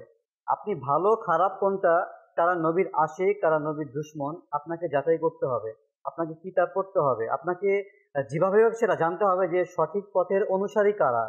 আপনাকে যাচাই করতে, আপনি সবাই তার পপুলারিটি দেখলেন, তার ফেমাস দেখলেন, তার ভিউয়ার্স দেখলেন, যা বলবে সেটা দেখলেন এখন আপনি কিভাবে বুঝবেন? দেখেন, আপনি দুই ধরনের বক্তা যখন আলোচনা শুনবেন আপনি বুঝতে পারবেন। অনেকে দেখেন রাসূলুল্লাহ এটা বলেছেন, কি বললো? রাসূলুল্লাহ এটা বলেছেন, মাআযাল্লাহ। আমরা রাসূলুল্লাহ যখন বলবো সাল্লাল্লাহু আলাইহি ওয়াসাল্লাম বলবো, জি, এটা হচ্ছে আদব, এটাই শিক্ষা। হ্যাঁ, এটাই শিক্ষা। এখন আপনি দুই বক্তার মধ্যে দেখবেন যে কেউ বলতেছে রাসূলুল্লাহ সাল্লাল্লাহু আলাইহি ওয়াসাল্লাম, নবী পাক সাল্লাল্লাহু আলাইহি ওয়াসাল্লাম, আবার কেউ বলতেছে নবীজি এটা বলেছেন, রাসূলুল্লাহ এটা বলেছেন। আপনি এখানে পার্থক্য বের করতে পারবেন যে কে নবী আসল। হেসান ভাই, ওই সকল ব্যক্তিদের, সময় প্রায় শেষের দিকে, ওই সকল ব্যক্তিদের কথা বলার ধরন, শব্দ চয়ন দেখলেই সাধারণ মানুষ বুঝে যায় যে এর অন্তরে আমার নবীর ভালোবাসা কতটুকু আছে, আর এই ব্যক্তির অন্তরে আমার নবীর ভালোবাসা কতটুকু আছে। যখনই হুজুর সাল্লাল্লাহু আলাইহি সাল্লামের শান ও মর্যাদার কথা আসে বা আমার নবীর নাম মোবারক আসে, তখনই মনে হয় সেখানে হোঁচট খেয়ে পড়ে যায় যাদের অন্তরে বিদ্বেষ রয়েছে। আর যেখানে আল্লাহ পাকের দয়ায় আহলে সুন্নাত ওয়াল জামাতের অনুসারী যারা, তারা যখন এই কথাগুলো বলে, আরো বলতে চায়। আমি 2-4 দিন আগেও বলেছিলাম, আপনার মধ্যে কোনটা আছে সেটা যদি পরিমাপ করতে চান, সাইয়েদে আলা হযরত রাহমাতুল্লাহি তাআলা আলাইহি বলেন যে আপনি যদি বুঝতে চান আমার ভিতরে কোনটা আছে, যারা আহলে হক তাদেরটা আছে নাকি ওই গোমরাহটা আছে, আপনি নিজের ভিতরেটা কিভাবে পরীক্ষা করবেন? আলা হযরত বলেন, যখন আপনি ইশক রাসূলের কথা শুনেন, নবীর শান ও মর্যাদার কথা শুনেন, তখন আপনার মনের ভিতর থেকে কি আসে এটা কাউকে বলতে হবে না, কাউকে জানাতেও হবে না। আপনি নিজেকে নিজে পরীক্ষা করেন। যখন নবীর আলোচনা চলে, নবীর শানের কথা চলে, নবীর ইশকের কথা চলে, তখন আপনার ভিতরটা কি বলে? আর একটু শুনি এটা বলে, নাকি না থাক পরে শুনবো, বা একই কথা বারবার শুনতেছি, এমন কোনো শব্দ আসে কিনা? তখনই আপনি বুঝে যাবেন যে নবীর শানের কথা আসলেই কেন আমার মন থেকে এটা আসে, পরে শুনবো, পরে কেন, এখনই তো সময় শোনার মতো, তাই না? জাকির ভাই, আমি আপনাকে কাজ করছি, মাফ করবেন। আপনি দেখেন, যখন কেউ বলছে যে নবী সাল্লাল্লাহু আলাইহি সাল্লামের এই শান, এই মুজিজা, তখন আপনি নিজেকে যাচাই কিভাবে করবেন? দেখেন, আপনি পার্থক্য করতে পারবেন। আসলে মানুষ যখন ওয়াজ নসিহত শুনে পার্থক্য করেন আসলে হক বাতিল কোনটা, আপনি ফিল করতে পারবেন। এখন যারা বয়ান করছে, আপনার মুখ দিয়ে যখন বেরোবে সুবহানাল্লাহ, নবীজির এত শান, আবার কে বলবে সুবহানাল্লাহ বলবে না, কে বলবে দলিল কই? কথাটা কি ঠিক? দলিল কোথায়? এটা আগে কখনো শুনি। এখন আদবের ক্ষেত্রে কিন্তু জাকির ভাই দলিল হবে না, আদব ইশকের বিষয়, মহব্বতের বিষয়। এখন সাহাবায়ে কিরাম আলাইহিমুর রিদওয়ান, তারা নবীজি সাল্লাল্লাহু আলাইহি ওয়াসাল্লাম যখন ওযু করতেন, তাদের পানি মুবারকটাও নবী সাল্লাল্লাহু আলাইহি ওয়াসাল্লামের ব্যবহৃত, নিচে পড়তে দিতেন না। যখন নবীজি থুতু নিক্ষেপ করতেন, থুতুগুলি সাহাবারা নিজের হাতের মধ্যে নিয়ে নিতেন, কেউ মুখে লাগাতেন, কেউ শরীরের মধ্যে মেখে নিতেন। এখন যদি আপনি বলেন দলিল কোথায়, নবীজি কি বলছে, কোরআনের মধ্যে কি এটা আছে? আমির আহলে সুন্নাত খালি পায়ে মদিনা শরীফের মধ্যে হাঁটতেন, এটা কি দলিল আছে কোরআনে? এই যে দলিলের যে বিষয়গুলি, আদব ভালোবাসার ক্ষেত্রে ইশকের কথাগুলো দলিল, আপনি দলিল চাবেন না। যারা দলিল চাবে, আপনার মনে যদি হয় না এটা দলিল কোথায় আসলে ঠিক কিনা, মনে করবে আপনার মধ্যে বেয়াদবির একটা আলামত পাওয়া যাবে। এই যে মুহাম্মদ সাল্লাল্লাহু আলাইহি ওয়াসাল্লাম শুনলে আমরা কি করি? চুম্বন করি। এখন আপনি দলিল খোঁজেন, দেখেন মুস্তাহাব আমল, আমরা ফরজ ওয়াজিব বলছি, মুস্তাহাব আমল। এখানে হিসাব মহব্বতের যে বিষয়গুলো, আমি বলছি এখানে যে দলিল তো আপনি পেয়ে যাবেন, কিন্তু আপনার অন্তর সন্তুষ্ট হবে না। আপনি, অর্থাৎ যেটা হয় না কি, আমি এই কথাটা শুনে, এই রেফারেন্সটা শুনে আমি সন্তুষ্ট হয়ে গেলাম, এটা হতে পারবেন না, কখনোই না। কেননা আপনার ভিতরে ওই একটু না একটু রয়ে গেছে, কোনটা, যেটা দুশমন বলি বা বেয়াদবি বলি, ওটা আপনার মধ্যে রয়ে গেছে। যখন আপনি দলিল খুঁজতে চাইবেন, হাজারো দলিল, তারপর আপনার মন সায় দিবে না এই ব্যাপারটা। এই জন্য বলি এটা ডিলিটই করে দেন। আমার নবীর শান, আমার নবীর মুহাব্বত, আমার নবীর সম্মান যা শুনছি, আল্লাহ তাআলা আমাকেও এটা পালন করার তৌফিক দিক। এভাবে যদি মেনে নেন তো হয়ে যাবে। আল্লাহ তাআলা আমাদেরকে বোঝার এবং আমল করার তৌফিক দান করুক। শুকরিয়া আদায় করছি আপনাদের, আজকে চমৎকার আলোচনা করেছেন এবং সঙ্গ দিয়েছেন। সাল্লু আলাল হাবিব সাল্লাল্লাহু তাআলা আলা মুহাম্মদ সাল্লাল্লাহু তাআলা আলাইহি ওয়াসাল্লাম। বড় আশা যে